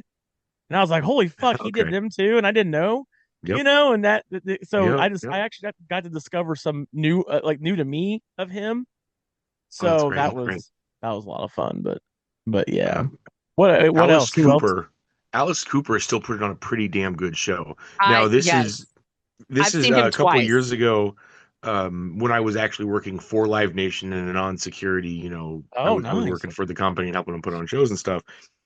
The amount of work they got there before I did, which was unheard of, because I was we were one of the first people in the venue and we were the last people out of the venue type of deal. they were all there ready to go. They had gone to Home Depot and bought some of those giant skeletons and were like spray painting them orange and green neon in the side lot, just trying to get ready for new stuff they were adding. But the best part was he did the Man Behind the Mask for Friday Part 8. And when they did that song, they had a dude dressed up in a Jason Voorhees costume come out and kill the guitarist, and then have a new guitarist come out and start playing, and that was so fucking cool. So that's hilarious. So when I went to see him, I've seen him. Oh, I'm sorry. Go ahead. Well, I was going to switch subjects, so go ahead. Yeah. No, I was just going to say real quick. When I went to see him, I saw him twice, 2 years in a row. He did this stint, back in Indy, where he was coming like every year for a little bit. But one of the ones I went to, they did very similar to that, but this was when they had a Britney Spears lookalike come on stage, somebody dressed like Britney Spears. This was like in her heyday, so like early 2000, like 2001, something like that, 2000. And they did a guillotine on her, and like he carried her head around and said, yeah, it was funny. We met him too, remember? We actually got to meet him at like a con. I had lunch with him that day. It was fantastic. Yeah. Oh, I bet he's so cool to have. Yeah. Oh, he was really down to earth. He was just like, he is such a guys, can I sit here? And it's like, what? Yeah, you can fucking sit here. Like, are you kidding me? Like, shit. Yeah. That's real cool. He's a nice. I still have somewhere. I still have a little stuffed teddy bear that has an Alice Cooper T-shirt on it. Oh, I got it at his concert. Nice. Yeah. Nice. What about Josh was gonna change the subject. Well, I was gonna say, so Primus was a great show every time I've seen him. But right before COVID happened, they were doing a tribute to Rush, who is my all-time favorite band. Primus Rush. Is my number 2 favorite band. So what happened was that concert got postponed. And originally it was canceled, so they refunded tickets and everything, and eventually they came back and did it because Les Claypool went and stayed with Geddy Lee during COVID lockdown and learned how to literally play Rush as opposed to how he thought he was playing Rush. So by the time they actually got to that concert, it was so fucking perfect. It was like seeing Rush again with a slightly different train. Yeah, I was stage right inside the whole time, and it was like I had to call my dad and be like, "Dude, this is so cool." But to top that is I actually got to be right. So for Rush, before Neil Peart died and they were all together, they're doing the Clockwork Angels tour. I'm talking about. Alex Lifeson changed his guitar several times during the show. So I was the guy who was protecting his giant rack of guitars that was literally right next to the stage. Oh, man, then, I bet that was cool as fuck. I bet you love that. Oh, dude, yeah, no, absolutely. All my dad's friends were there. They were like, dude, we saw your son with Rush. He was protecting Rush. And that was like one of the first time my dad was like, oh, you're actually like doing a real serious security job. Like, you're not just like, sitting around in a booth somewhere. I'm like, no, dude, I protect like people all day. So that was pretty cool. That's pretty sick, yeah. And I think those were definitely like the best shows I've ever been to. That's awesome. Oh yeah, just because of the connotation. And I've seen too many stinker shows to even begin. I'm sure. What was one of the worst ones you thought, like off the top of your head, like you just were like severely disappointed that you saw them live? Did it like? Now, was this one that you spent money on, or is this one that you I haven't paid money for a concert in a really long time. And that's kind of the thing. It's like there's really no one else left to see. The last concert that I paid money for was the Snoop Dogg Wiz Khalifa tour. And that was pretty cool. That's cool. But that was awesome. But it was. I saw Wiz when he was with Fall Out Boy. So I can't even imagine seeing him with Snoop Dogg. That would have been kind of amazing. That was such a crazy show because we had pavilion seats and the weather was so bad and all the people that were on the lawn were pissed because they were going to have to like go home, and it was crazy. But someone who wish I could have seen, and it was such a petty reason that I didn't do because I even had tickets and everything. Was Gwar. It really shouldn't surprise you to know that I would being a huge horror buff that I love Gwar. Of course, right? So I had the movies they made. It's like I was a huge Gwar fan, especially when I was in school, being like, oh man, this stuff is fucking cool, yeah. So they did a show in Indy, and then like 2-3 nights later, the original Dave Brockie, the original lead singer, died. and it's just not been the same since. So even if I go see Guar, it's not seeing Guar. And it's one of those things that's always going to sit on me. Same thing with the Avenged Sevenfold. That last tour that they did before the Rev died, I was supposed to go, and it was a whole thing where I was in college, I was broke, and I ended up selling the tickets before the show, and I'm always kicking myself. I can think of a terrible show now, and not because I paid to be there, just because of how bad it was. Erykah Badu showed up an hour and a half late to the Murat. Really? Drunk drove her car up onto the sidewalk and casually walked in. The front entrance door. Yeah, like didn't even come in like the stage entrance. She came in the front entrance. Was like, "Is this where I'm supposed to be?" And we're like, "No." Hey, we would like to go home at a decent time tonight. Another experience. Real quick, you brought up Avenged Sevenfold, right? So I unfortunately, I've always loved Avenged Sevenfold, like even from the very beginning. And I never got to see Rev live, but do you remember that Mike Portnoy took over for him like right after Mike Portnoy from Dream Theater. Dream Theater? I like Dream Theater, and I specifically like Mike Portnoy because he's an amazing drummer, and I got to see him with Avenged Sevenfold. I was like, holy shit, this is okay. This is fucking dope. And so that was the first time I saw A7X, and then I saw them again when they got their current drummer. They're for sure they're the permanent replacement for the Rev. But yeah, man, I'm so sad I never got to see Rev, man. Like what a loss. What a crazy loss for him and for them. But Avenged Sevenfold put on the hell. I saw them in Deftones. Nice. Which I hadn't really listened to a lot of Deftones. And then I saw them live. I was like, oh fuck yeah, dude, these guys are banging up. They put a banging show together. Yeah, Deftones are awesome live. They're fucking great. And I think that was also the same day I saw Hailstorm too. Hailstorm's fucking amazing, dude. Hearing her voice live is just wild. I always forget her name, but man, she just is so fucking good. Lizzie Hale? Yeah, yes, there you go. Yeah, Lisa Hale. And it's so fucking talented Thank you, Daniel. Who did you what are some bands that you, Josh, that you wish you could see that you haven't seen yet? I know you said It's the thing I've pretty much seen everybody. It would have to be someone brand new, and I don't really like listening to new music, to be honest. Is there a group that that somebody died or passed away? Now you're sounding old. I know you sound old. Well, that was Guar, Guar for you. Yeah, that would be Guar for me. Yeah. I'll say one for me because we're just kind of going. We're having like a back and forth. For me, I want to hear from the other guys. Oh, for sure. For me, I think there's three that come into mind that I will never get to see because they passed away. One is for sure Michael Jackson. That guy had such an iconic. What more to say, right? Like his entire discography is just full of just amazing hits, right? And he has the most iconic voice. I will never get to hear what he sounds like live.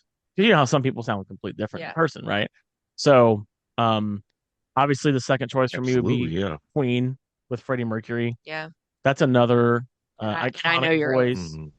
That's another iconic voice that I'll never get to hear in person. And I love their discography. Although watching the biopic was pretty dope. Watching that movie, Bohemian Rhapsody, that's probably the closest you'll ever get. Probably but that's probably one of the best. Seriously, yeah, that's probably one of the best movies about music. Yeah, it is that I've seen. I literally walked out of there feeling like we went to a concert. And then the third person, which you already know who I'm about to say, is Chester Bennington, the OG Linkin Park. LP. You know that guy. He's on my list too. Every time I hear his voice, even now, I get kind of teary eyed and I get chills. And there's some real deep. You can really tell he had some issues. You can tell he had a lot of shit going on in his head. Yeah. And even though I really dig the new Linkin Park, I dig that lineup. I dig Emily. It's just, I always go back. I'm always going to go back and listen to Chester, man, because that shit is just so good. Man, their music got me through some shit. But I'm just so incredibly sad that all the times I probably could have went and seen him live, I'll never get to see him live again. Yeah. And I know that if I would have went and saw him live, I'd have been like, oh, so good. Like I know I would have cried. Absolutely. Like instantly would have got emotional seeing him for sure. So let's see. Let's go with Andrew. What are some concerts that you went to that you enjoyed? Oh well, I've been lucky. It's sort of it's kind of a whole range of things. I know one group you're gonna say, but go ahead. I'll let you tell. Well, what group do you think I'm going to say? You're gonna say Gorillaz. I'm going to say Gorillaz. I've seen Gorillaz. Actually, that was a fantastic show too when I saw them in Chicago. Yeah. Yeah, 6 or 7 times now live. I want to see them so fucking bad. I love that. Yeah, no, Gorillaz is the new kids for me. Like I've seen them like a gazillion times. Yeah, but I think a couple of. So the first time I saw them live was on the Escape Plastic Beach World Tour. So they also had Little Dragon and De La Soul. Okay. Oh fuck yeah. Okay. Hell yeah. Okay. Then they did the Demon Days Festival in the UK as well, which I went to, which was pretty cool. Yeah. It's like a day-long music festival that ended in like a 2-hour Gorilla set. That's what's up. I also got to see them. I've seen them, like I said, multiple times, but I also got to, like second row standing or something like that one time as well. Okay. So yeah, so Gorilla's definitely there. I know it might be kind of expected, but there you go. I've seen Gorilla a few times. Most recently, Dan and I went to see them for the kind of the 30th anniversary tour of Dookie and 20th of American Idiot. Oh, Green Day! Nice. Green Day, yeah. They played both of those albums. I would love to see Green Day. That'd be. Yeah, you've talked about really that. So bad. Yeah. It was so much fun. Yeah. I was able to see. I've seen Rush before. I saw Rush once. I want to see Rush so fucking bad. I've never seen them yet. I think you never will. Yeah. I know. Said, like they're not doing that anymore. But it was. Unfortunately, yeah. It was the Time Machine tour. Not to interject. Which tour? Yeah. Sorry. It was the Time Machine tour. Oh yeah, that was great. Something that got slept on by a lot of people was they did a South Park anniversary concert, and it was billed as Primus and Ween, and then like in the middle of the second night, they had this little video where it was like the South Park versions of Geddy Lee and Alex Lifeson, and they're like, hey, South Park's, we can send them a case of our Rush beer, and they're like, even worse, we could show up and jam with them.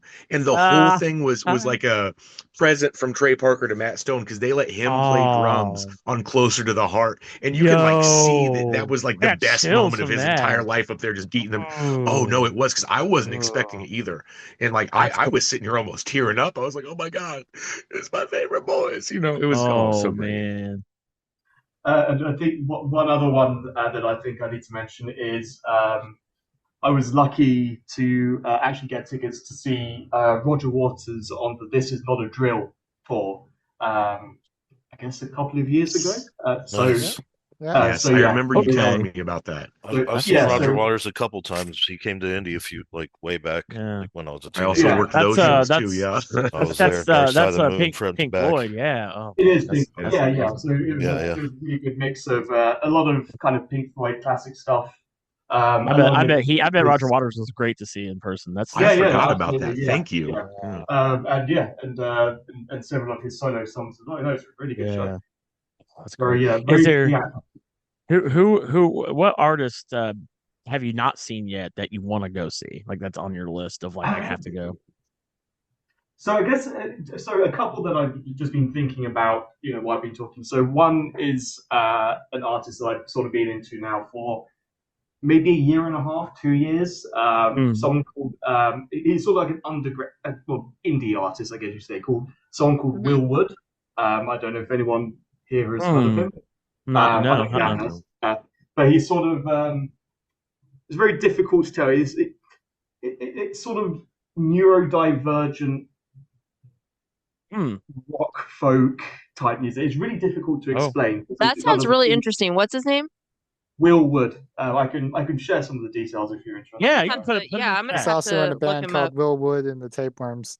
Yeah, Will Wood and the Tapeworms. I'm gonna have to look him up because okay, yeah, that's interesting. And another one that I've been sort of every now and then I come back to them because they've only got a couple of albums, but they're really good. It's Deltron 3030. Okay. That sounds familiar. I think I've heard of them before. That's it's a hip hop trio, I guess you could say, with Dan the Automator, Del the Funky Homo Sapien. Yeah. Oh yeah. I know exactly what that is. Yeah. And Kid Koala. And I'm not really into rap or hip hop as a rule, really. Sure. This one just like, I don't know, this one clicks for me because it feels like a really good combination of instrumentation and the lyrics and everything. But they have done live shows before, but it'd be quite interesting to see how that would actually be. But yeah, it's been a while since they've done an album, so I don't know how likely that is. Okay. Is there anybody that's like maybe past or present that has passed away that you would like that you wish you could have seen? It's difficult to say because yeah. I'm trying to think. I guess sort of a cop out. I guess you could say a bit of a cop out answer is. So I've seen S.7 a few times. Oh wow! And the thing is that they were doing a sort of a reunion tour. Yeah, I'm aware of that. Yeah. Yeah, and unfortunately, one of the members passed away suddenly. Before the tour. So I did get to see them, as part of the band a couple of times, but it was, it was a shame I wasn't able to see. Paul Catamol was his name. It was a shame I wasn't able to see him again, I guess you could say. There you go. But on the flip side, I'm also lucky that a lot of the bands and artists that I want to see are, still around at the moment. There you go. So consider myself lucky in that sense. Yeah. No doubt. Yeah, absolutely. That's great. Daniel, what about you, man? Who were some bands that you went and saw and you really enjoyed? I think my all-time favorite would have to be the Green Day concert during the Revolution Radio tour. I think that was one of the first times I saw it, and I just had an absolute blast. So bad, yeah, seeing their concert. But I mean, there's been other things. There's been Late Night with Saint Motel, the awards show, an intimate show with Fall Out Boy before their So Much for Stardust tour. There's just been so many things that I've seen in concert and had a great time. I mean, even the Gorillaz show was amazing because we saw the beginnings of the Meanwhile EP before it had even been released. And yeah, nice. Oh, cool! I love it when they do that. Sick. Yeah, I want to see Gorillaz so bad too. But yeah, that's pretty sick. Well, hopefully you'll get a chance. I think they're still active. They haven't released a new album. They're still active. Yeah. So I wouldn't be surprised. They seem to like touring. Yeah. But Dan, you've also got was it Franz Ferdinand? Yep, I have a Franz Ferdinand concert in a more a smaller venue than just the O2 Amphitheater that's in London. But I mean they came out with a new album, so they're finally doing a tour in the UK. And I just heard their new. I just heard their new hit, and because the only one that they ever play here is "Take Me Out," right? That's been right. Yeah, ones. And then when they played when they played them on the radio the other day, and I didn't realize who it was. I was like, oh, this is some dope shit. What's this? And they said that was Franz Ferdinand. I was like, the fuck. I don't know. The Human Fear is totally different from what you expect from like self-titled. You could have it so much better tonight. I can't explain it. I only heard it a few times because I got the UK exclusive vinyl, but it has such a different feeling to it. Not in a bad way, but it's just like these songs are Franz Ferdinand, but they're very different compared to Always Ascending. Exactly why I wanted to that's so crazy because I was listening to it and I was like, this is kind of dope. And I listened and I heard the guy's voice like sounds familiar. Sounds a little familiar. What the hell? And they said that and I was like, oh shit, okay. So I don't know that I've listen to more of their shit. Yeah, I don't know that I've ever heard another of their songs on the radio, but I used to listen to a lot of internet music. I mean, music on like Spotify and stuff. Because when I was DJing, I was music director, so I was responsible for finding new music for the shows and the weddings and stuff like that. And so, upcoming popular songs and stuff. So I'm sure I've heard a lot more Franz Ferdinand that I just wouldn't be able to put a name to. But as far as on the radio, yeah, I don't think I've ever heard it. I mean, I think I think I can't remember what songs were singles. Yeah, I don't know if radio play here, how different it is over there, but like well, no, for I mean, here, on the alternate radio station in like California, like SoCal, gotcha. I could have sworn there was at least a couple more than just Take Me Out. I mean, it Oh, wasn't I'm off of sure. their first album, but yeah. That's why I love talking to you guys about this Do stuff you want because to? I think, yeah. yeah, I love talking to you guys about this stuff because even and Victor too, because even out in California, radio play and everything is so much different than it is out here in the Midwest and the South. Yeah. Yeah, So even more imagine, Franz Ferdinand on K Rock and things like that. They would definitely play more than just Take Me Out. yeah, because like over here, it is like the same, like, of course you have the top 40, but like it is not uncommon to be on the same radio station and hear the same song 3 times within an hour. It is No, I absolutely mean, insane. you still kind of get that in California. I mean, Yeah. on some of the more they call them clear channel radio stations where Yeah, they it's a play network, yeah. a specific sanitized playlist. And Mhm. they say they don't have any Yeah. commercials, but you get like a block of songs, a commercial, and then the same block of songs. The Repeat. same block of songs. Yeah. That's how it is here.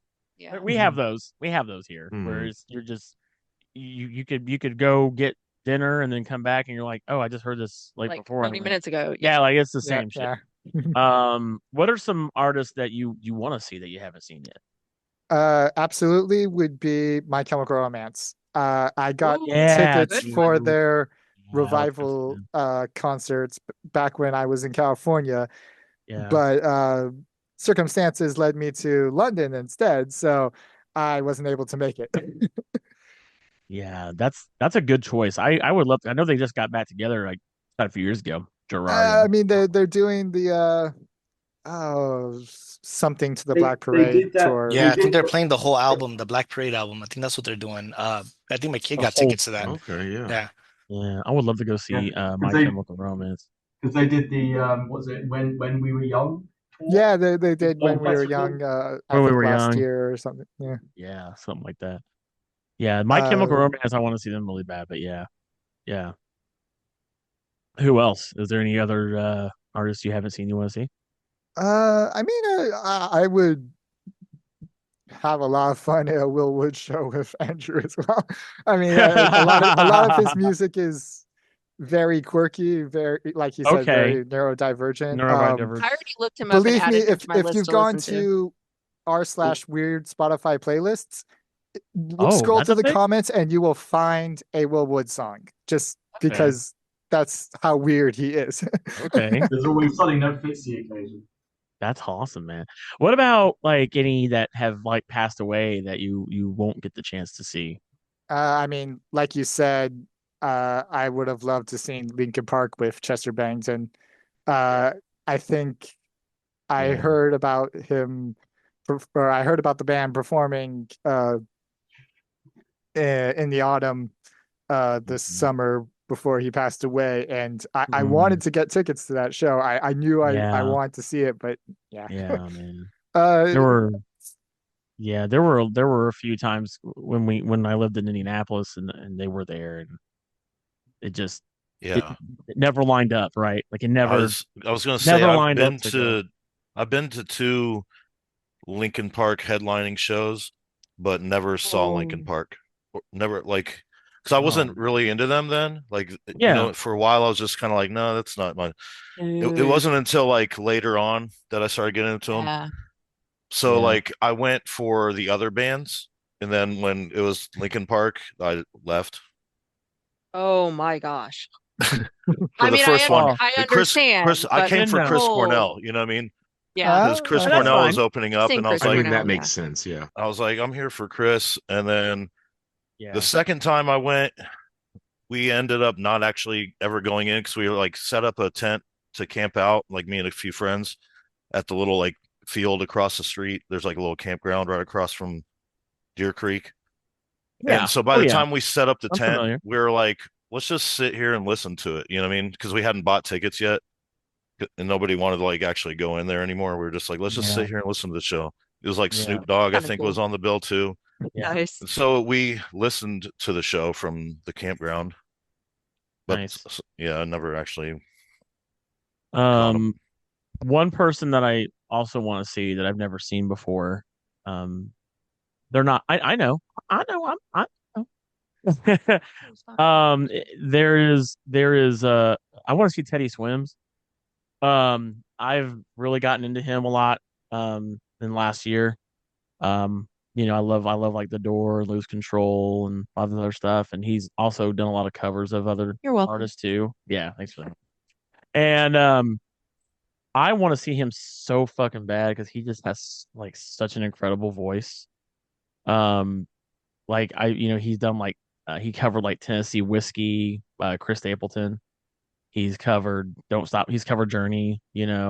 Um, but his story is very unique too.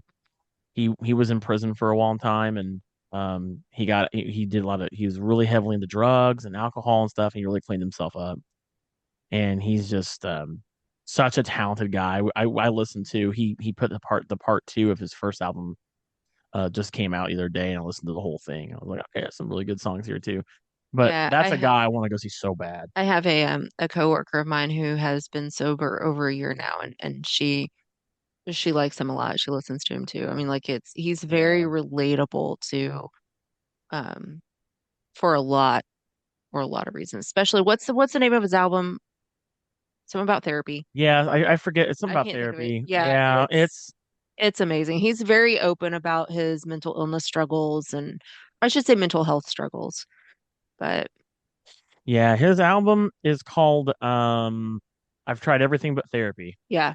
It's part 1 came out last year, and part 2 just dropped this week. Just dropped the other day. Yeah. Yeah, he's one I want to definitely see. There's still time. Let's go to Victor. Yeah. Victor, what are some shows? I know you love music. For sure. What are his probably rivals mine. What are some of your favorites you've been to? Well, what I will say, and I'll start off with, my gorillas and my New Kids on the Block is Metallica. So I have seen I knew it several times. But listening to everybody speak and everybody's favorites and wishes and who they would love to have seen, it sounds like I've been the fortunate one to have seen Chester and watch him perform. I was at the Summer Sanitarium tour back in 2003 there for Metallica, of course. But that lineup had Deftones, had Limp Bizkit, had Linkin Park, had Mudvayne. So I caught a pretty damn good show that year. Yeah, and, you did. Holy shit! Being on the floor and being up close when Chester was on stage, it was. In 2003, that was still like they were still pretty. Almost like media. That was still Meteora, yeah. And you had Hybrid Theory still. I think that's when Hybrid.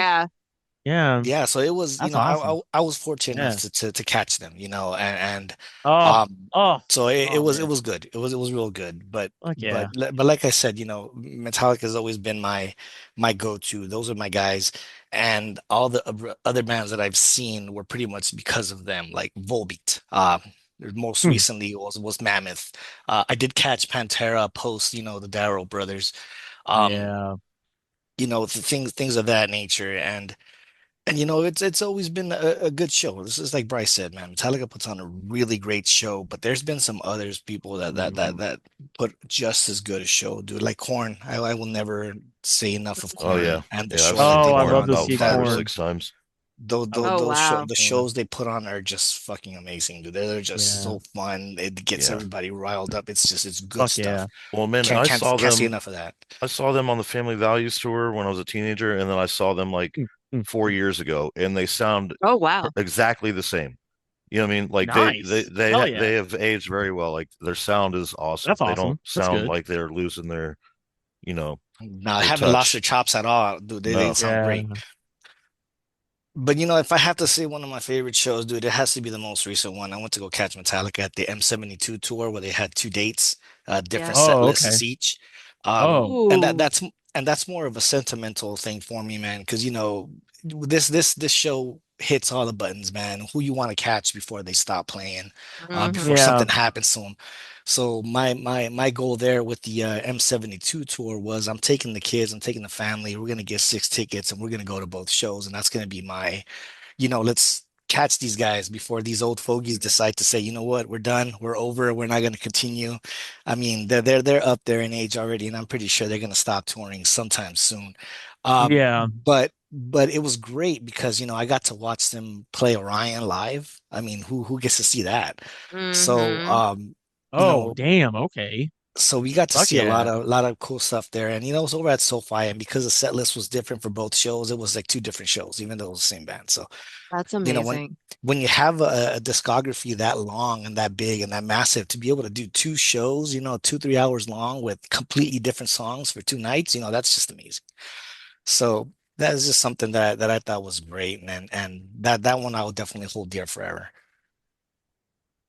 What about some shows you have, some bands you have never seen that you want to go see still? Still? Yeah, I would say you've never seen them in concert yet. You want to go? Iron Maiden. I haven't seen Iron Maiden. Iron Maiden, okay. And they're still sticking around. Yeah. So I would love to go catch a show. Okay. I did catch them once out here in Indy a long time ago. In Indy. Yeah. I would say for me, if I had to go, if we're talking classic like rock, I want to see AC/DC. That's what I want to see. I would love to see AC/DC. I saw Motley Crue. That was pretty good. You saw Motley Crue? I did. Oh, that's so cool. That is awesome. Yeah, dude. Yeah, Tommy, right up my alley right there, dude. Yeah. Yeah, Tommy Lee spinning around. He was doing the aerial stuff, and it was pretty incredible. We were pretty close too. It wasn't a huge sellout, show, like, it wasn't Deer Creek or anything like that. It was I don't even remember where we saw them at. It might have been someplace like the Egyptian Room. I don't know. It was like this was years and years ago. Me and my ex-husband went with his cousin and his wife.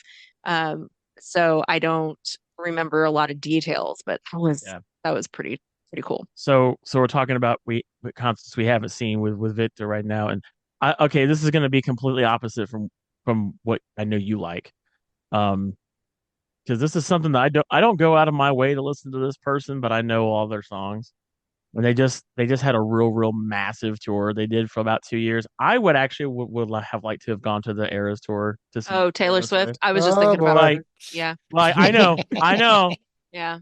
But the thing about it is that was such a huge deal. Yeah. Right? Like in pop culture and everything. It was a phenomenon. I wouldn't have like paid those stupid ass prices to go see her. That wasn't her doing. That was resellers. Like 1 in every 4 people on the face of the earth had seen the tour or something. Like something crazy like that. I mean, like it like is a huge phenomenon. Yeah. But and I feel like I was literally just thinking, I feel like 10 years from now, I'm going to look back and be like, I would have, that's going to be one of those that I wish I would have seen.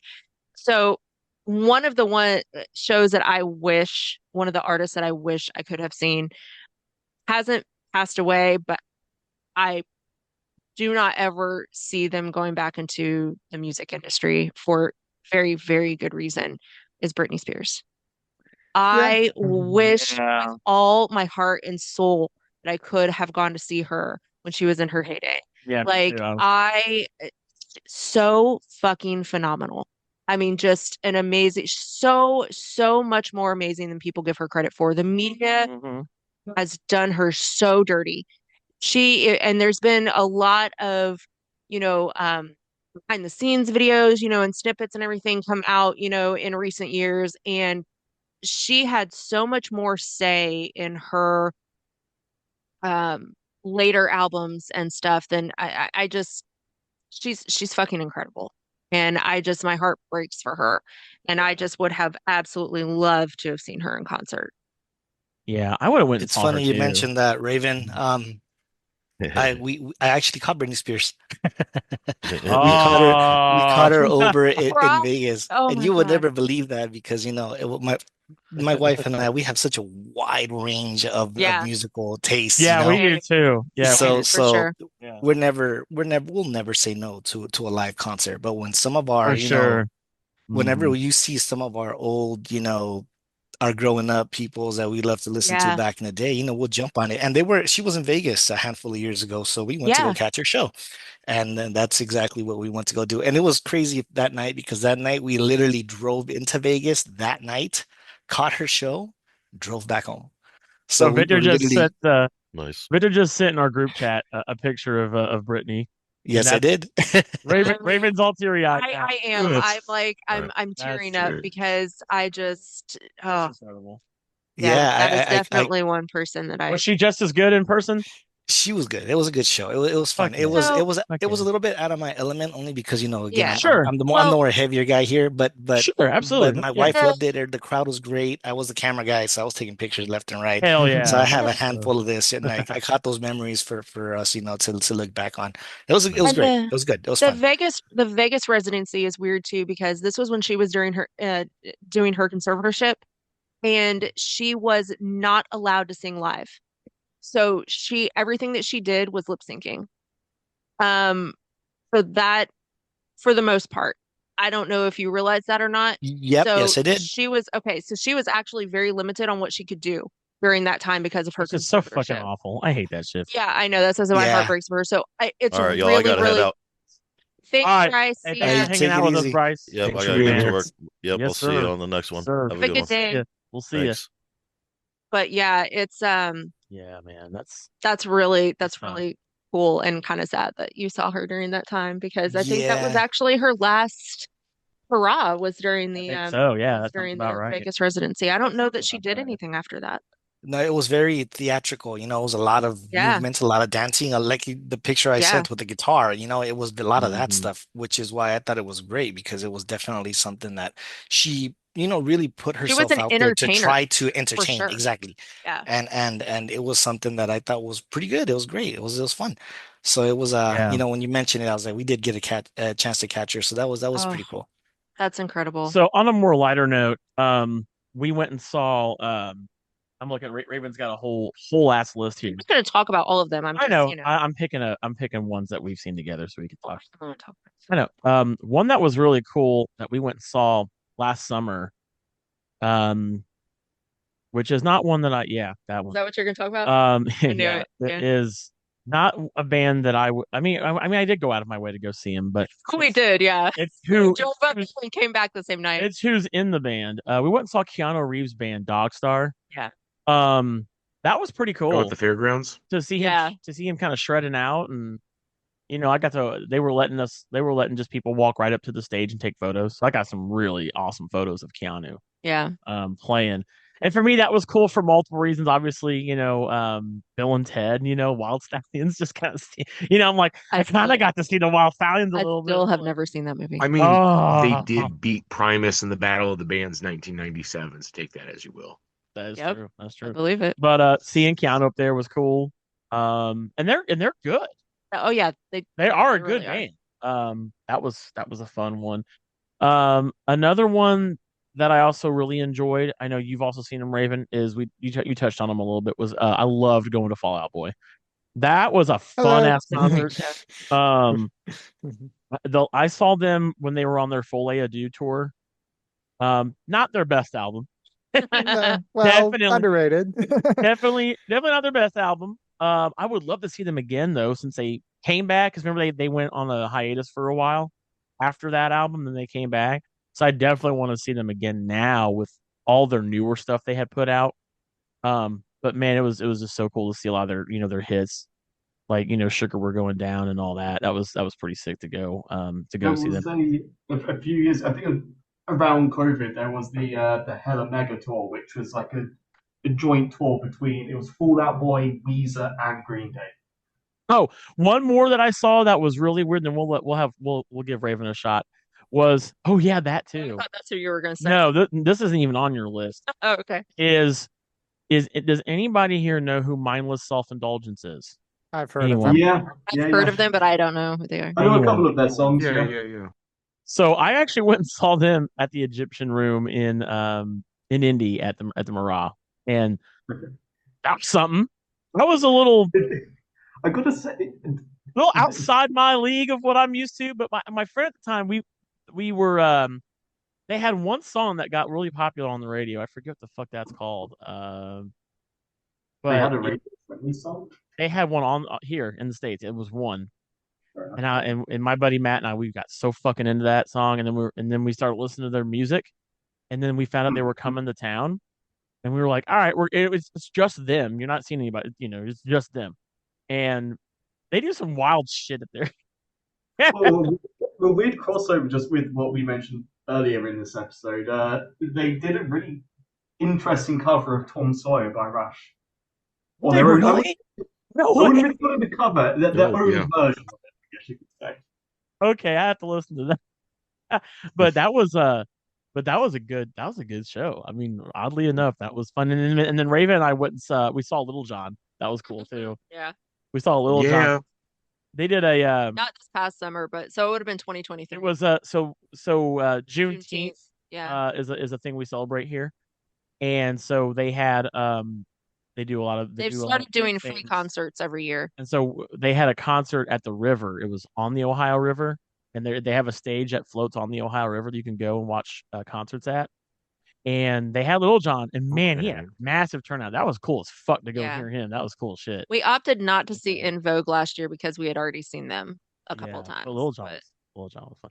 Raven, what about you? What are some other ones you? Dude, okay, so you got a big old list. I'm glad you did this. That's great though. So I actually did this a long time ago. Did you? Okay, yeah. Well, there you go. But as we were talking, you can see I've added people that I had forgotten about. I know, yeah. So I have seen some people multiple times. I have seen live bands and stuff that are probably not on here, local bands. I mean, like people that I've forgotten. But on my list right now, I have 64 artists that I've seen live. Some of them were in the same concert. But I mean, this, but this is, I mean, some of my most memorable, of course, New Kids. I've seen Daughtry more than once. I saw him when he was opening for, when it was the band Daughtry, when they were opening for Nickelback. And then Brian and I saw them you and I saw them just as, Chris Daughtry, and he was freaking phenomenal. My very first concert, I think I'm probably the youngest out of everybody here that's had their first concert the youngest. I was 7 years old when I went to my first concert. I don't know about that. I think I was. Oh, well, yeah, I forgot about that. I saw one at like 6 years old, but you tell yours, I'll tell mine. I think you're right. Yeah. But I begged my parents to go to this concert. And so I was a huge Monkees fan when I was a kid. And for anybody who doesn't know, they used to play their TV shows on Nickelodeon, on Nick at Night. And I used to watch the TV shows, and my mom would, sit down and I remember when this was actually, they were the first album that I bought with my own money. It was a 2-record album that I got off TV that you had to call and order. That's hilarious. And they had done no COD, no cash on delivery. You had to pay. Yeah, I know. You had to pay over the phone. And I saved up I asked my parents for an advance in my allowance and got this 2-record album. And I begged my parents to go see them when they came to the fairgrounds. And my mom had to sit down and explain to me, hey, they're older than they are in the TV show. This is not the same. Real. Yeah, this is not the same. And Mickey Dolenz, or not Mickey Dolenz, Mike Nesmith was not in the Monkees at that time. He had left the band. He had left the group.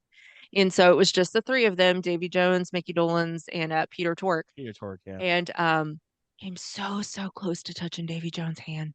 I remember my dad put me on his shoulders for a little bit, and it was just, I remember that. I don't remember a lot of details, but I remember that stuff. But that was my first concert. Everybody thinks because I was such a huge New Kids fan that was my first concert, and it was not. It was the Monkees. And 7 years old, I begged my parents to go to that.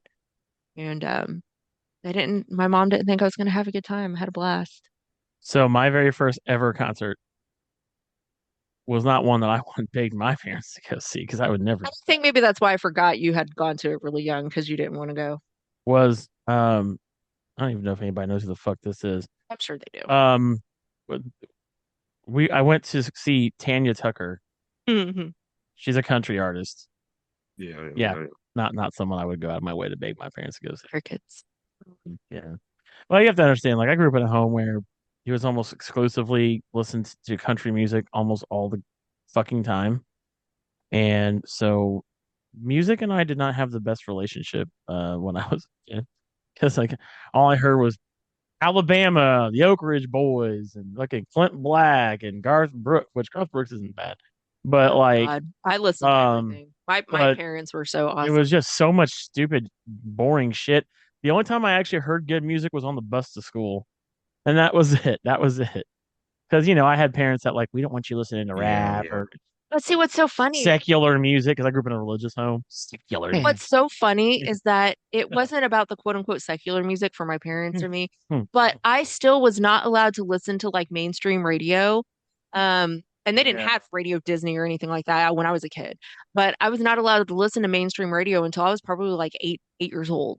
And so my music taste varied because I listened to a lot of like 50s music, 60s music, even some from the 40s, like Bill Haley and the Comets was a huge, like that was one of my favorite cassette tapes when I was a kid. And so like discovering the Monkees and stuff on TV. I was allowed to listen to like Michael Jackson, we had MTV on in the background, so I could be in the other room or whatever, but as soon as like Thriller came on, I was running into the living room to watch Michael Jackson's Thriller because I was obsessed with Michael Jackson when I was a kid, when I was like 4 years old. But yeah, so my music taste varied so much, I think partly because I wasn't allowed to listen to mainstream radio. Like I was still allowed to listen to popular artists, but they were ones that my parents, okayed, I guess, listen to first and stuff, much like, parents would watch movies and then say, okay, if your kids could like listen to this or whatever, or watch this or whatever. But that was kind of like how I grew up. So my taste varied a lot. But I would say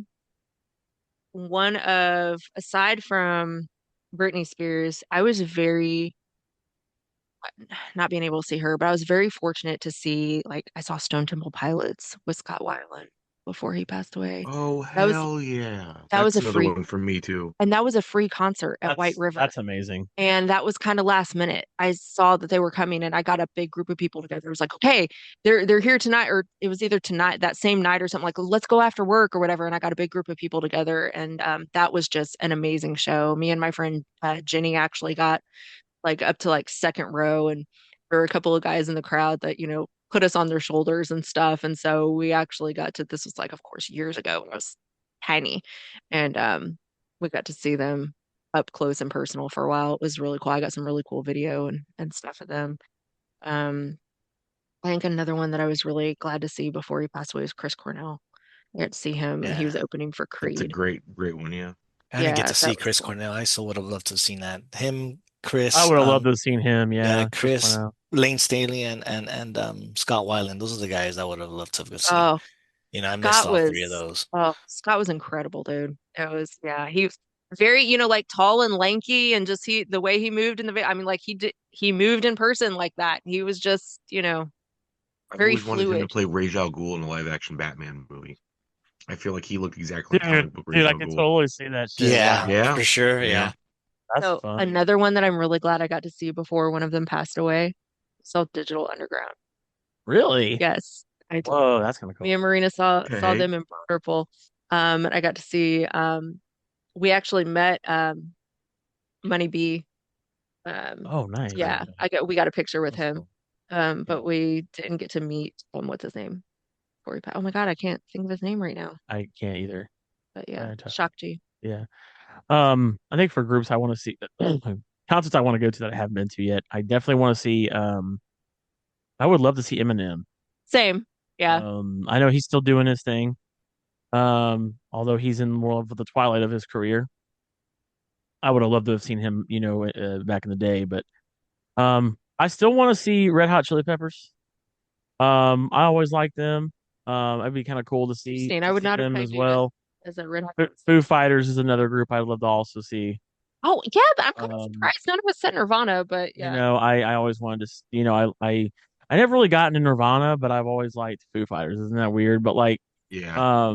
Different sound. That's actually I've actually never seen Foo Fighters live, and I love them. So that would be the one band that I wasn't thinking of. Yeah. I think another group that you've seen that I have never seen, I've always wanted to see. I want to see Matchbox 20.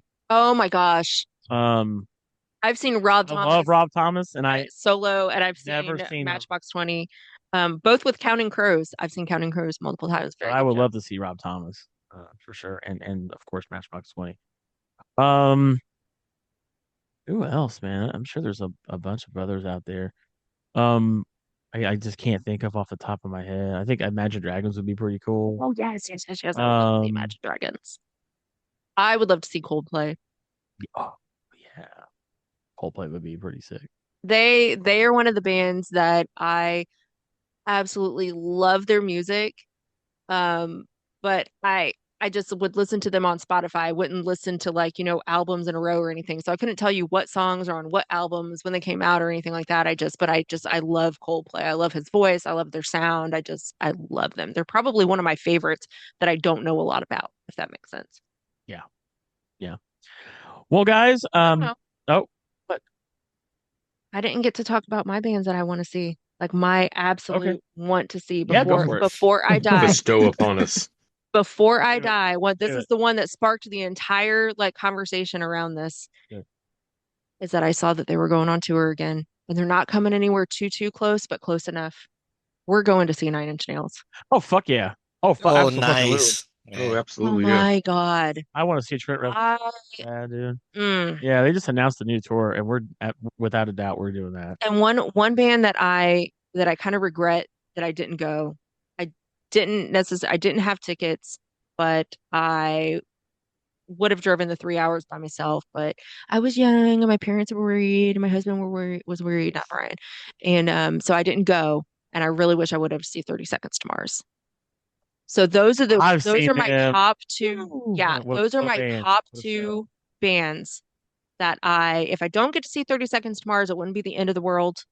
However, Nine Inch Nails and 30 Seconds to Mars are my top two bands that I really, really, really want to see before I die. Nine Inch Nails, I cannot put into words just how instrumental they were to me in my. I know. Yeah. Yeah. And the fact that Trent Reznor works with Atticus Ross, and they still do music for movies and shows. They fucking did soundtrack to a Disney movie. And they did Black Mirror. That Black Mirror episode was kind of sick. The most recent Turtles movie. I really like that. They did that too. Yeah. I mean, just he's like the Lin-Manuel Miranda of the opposite spectrum of music, because Lin does Disney movies and shit, and then Trent does darker. I mean, of course, right? No joke. He really is, huh? Yeah. Oh god, he's so fucking incredible. I think one that I want to see. Hate Machine is still my favorite album. Absolutely my favorite. One that I want to see. I know it's not the same because that guy's Chester passed away. Oh yeah, of course, Linkin Park. I still want to see Linkin Park now. Because I really I dig the new music. We listen to it a lot in the car. I bought the new album, and I love the new music. But I mean, come on, I still gotta go see my boy Mike Shinoda, right? Because I know it's not the same, but it's not the same. Yeah, they've announced, I believe, a filmed version playing in cinemas of their most recent concert tour. Oh, that's kind of cool. I've been watching they've been recording a lot of their overseas stuff on YouTube and putting it up, which is pretty dope too. But yeah, I know, and I know it's not the same, and it's never going to be the same, and I get it. I know that's where it's at, but Mike is still there, so I still want to at least hear him live, and listen to that group, because man, that was a band that got me through some shit too a long time ago. I know it's not the same, and that's okay. I think Emily's got a killer voice. She does an amazing job, and I love the new music too that they put out. But it's kind of like a celebration of Chester still. Yeah. And that's what I would be there for, is to celebrate that. And that's a group I want to definitely see, even though it's not the same. It's Linkin Park to me still. So yeah. I know we got to wrap up. There was I'm a little disappointed I didn't get to talk as much as I would have liked to about some of my artists, but I've seen it runs the gamut from Christian artists to country artists to indie artists and acoustic artists and just, like the boy bands. And I've seen Cher and I've seen Cyndi Lauper and I've seen, we saw Billie Eilish. Yeah. No, oh my God. I didn't even Billie Eilish was really good. Yeah. I don't have her on here. So yeah. Great. So, and there was a time. So real quick, Josh, when you had mentioned Erykah Badu and I was like, oh yeah, that unlocked a memory too. Then you said that she was like over an hour late or whatever. So I had won tickets to go to on this like party bus to Ohio. This was like I was probably like 22, 21, something like that. And ironically enough, I was not a partier back then, but I took me and my friend because we wanted to go see Destiny's Child in concert. And it was Hanson, Enrique Iglesias, Cisco, and Destiny's Child. And Cisco was actually headlining, Thong Song. And what an amalgamation of that. The silver-haired god. But classic. What a mashup, right? That's a mashup. Yeah, classic 2001, 2002, right? Classic. That sounds like you went to a Now That's What I Call Music volume. But yeah. Yeah, it does actually. Yeah. But Destiny's Child never showed up.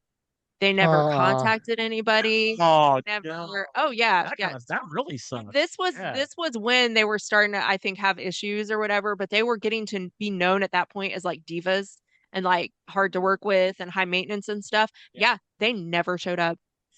But I mean, it was still an amazing concert. I mean, like I get to see Hanson, but I was surprised because Enrique Iglesias was really popular at the time, and I was just like, how is he not headlining this show? And then Cisco came out, and I was like, holy shit, this is why Cisco is headlining the show. Freaking amazing entertainer, by the way. I wish I don't know what ever really happened to him. I never really looked into it, but absolutely amazing show. And I think another one that people would probably be kind of not really surprised, but that I saw, and I was so glad I did. I was 13. It was in 1993. Marky Mark and the Funky Bunch. Ooh. And this was just when he was Marky Mark. He didn't have the whole band with him or anything, but it was just him. And I can say that I saw Marky Mark. Well, there you go. In his rap career. Fuck yeah. Well, guys, we're at 2 hours now, so we gotta wrap it up. Oh man. And I know, right? We can talk about music all fucking. Yeah, you'll know. But thank you guys so much, man, for listening to our show. And we do it. It's 100th episode. It's crazy that we're here, and we're onward to 200, right? We're gonna keep the show going for as long as we're able to, and we appreciate all of you out there for helping our show. We're a top 50 show on Good Pods. Thank you so much for that. Thank you for coming out to see us when we do our show live in front of an audience at conventions. We're going to be doing the show. I got news just confirmed the other day. We will be at a brand new convention that we've not done yet. We're going to be doing our show at the Indiana Comic Convention in Indianapolis in March. Yes. So we will be, not all of us, nerve-wracking and exciting at the same time. But it will be myself, Josh, Raven, and Bryce will be there representing everybody. And we'll have a fun amalgamation of a conversation, I'm sure, about a number of things. And so if you want to come and meet us, and you want to come hang out with us as we talk for about an hour about an amalgamation of just different things, come find us. We'll be there. I don't know the specific day yet. They haven't scheduled that yet. We're also going to be doing a panel that weekend called "So You Want to Be a Podcaster," and it's going to be myself. I'll be moderating and hosting the panel. Josh will be there. Hopefully, Josh will be there for that one on that day. I should be Raven. there, yeah. Raven will be there. I think Bryce will be there. I'm trying to get a few other of our fellow podcasters to do it with us too. But so if you ever want to find out how to get into this amazing thing that we've done, I have over 10 years of podcasting experience myself, and so come find out how do you get into it. It's really way easier than you think. Trust us. I know as long as like Victor and I have been doing them, Andrew, I think all three of us have been doing this shit for over 10 years now. So off and on. So it's not as hard as you think. I just wish it was as easy as it is now, as it was, unlike how it was back then. Those growing pains were not fun. The shit losing whole episodes. Yeah, that was not cool. Oh no. Man. Yeah, we would lose whole episodes, whole shows. That just hurt. That Jeremy Bullock episode's gonna haunt me till the day I die because he passed away. Guys. And we got that was such a fun one, but we'll never get to hear it. It's lost forever. Lost in the podcasting multiverse there forever. Yeah, but you'll find out if you come. You'll get to see our panel, and then you'll get to watch us do our thing we love to do. So, but thank you guys so much for everything. We do appreciate it. Yeah, and if you're listening to this episode, I want to hear more about like your music experiences too, like specifically concerts. I want to know. I could talk about music all day, every day. So just hit us with all of the stuff in the comments, like first concert, favorite concert, bands you wish you could have seen, all the things that we talked about here. Like I would love to have a discussion. Because you can listen to us. Places that you can leave a comment for us are on Spotify. We're now on YouTube. We put all of our new episodes on YouTube, so this will be on YouTube. If you're listening there, you can leave comments down below. And then on Good Pods, you can also leave comments and interact with us there. So you can interact with us on Spotify, YouTube, and Good Pods. If you want to leave let us know all of your favorite. Yeah, there's so many things I did not get to talk about on this episode. So yes, I would love to discuss music with you. Absolutely. Yeah. But and also I want to thank everyone. Thank all of you for doing this show with me and helping make it happen week after week. I do appreciate every single one of you that do this show with me. And let's keep going. We ain't done. We're not done yet. So. All right, everybody. We'll see you guys on the next episode. And until then, take care, guys. See you. Later. Yeah.